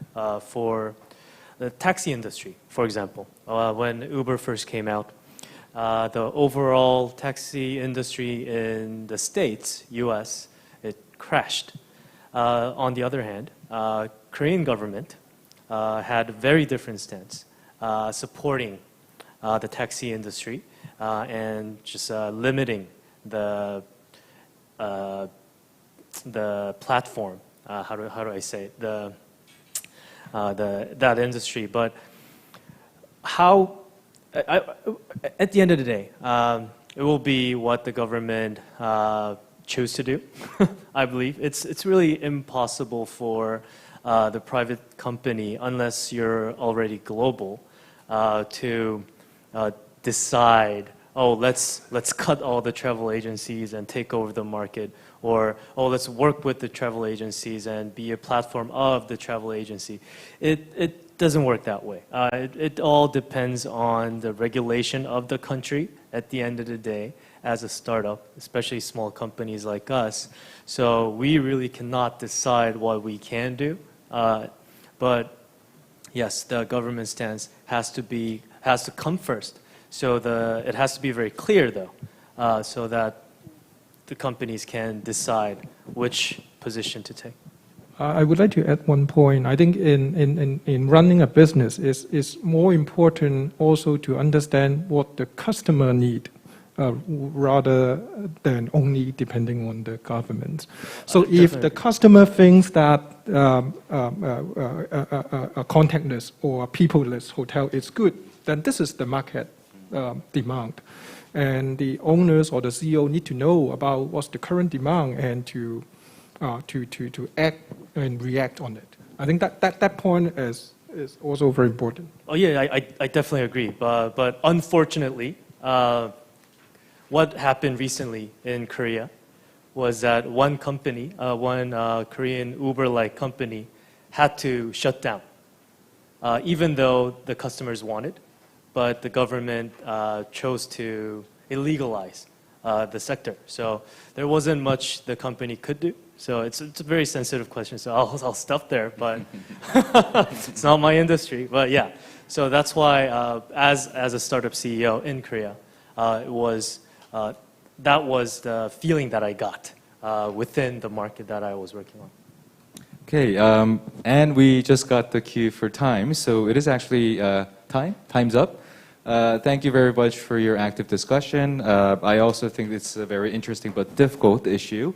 And I was planning on getting some questions from the floor, but I think time is now already up. So would you please give a big round of applause for my panelists, including Ms. Hwang Lee and Mr. Sentosa. Thank you very much. It was a great pleasure moderating this session. And thank you very much. I hope you have a good evening. Thank you very much, Dr. Lee and all the speakers. This calls for an end to our webinar today. Hope you have gained insightful knowledge and information through this webinar. For the online viewers, the Lucky Draw event will continue until 5:10. Please don't miss the chance for the gifts. Thank you once again for your participation and have a great evening.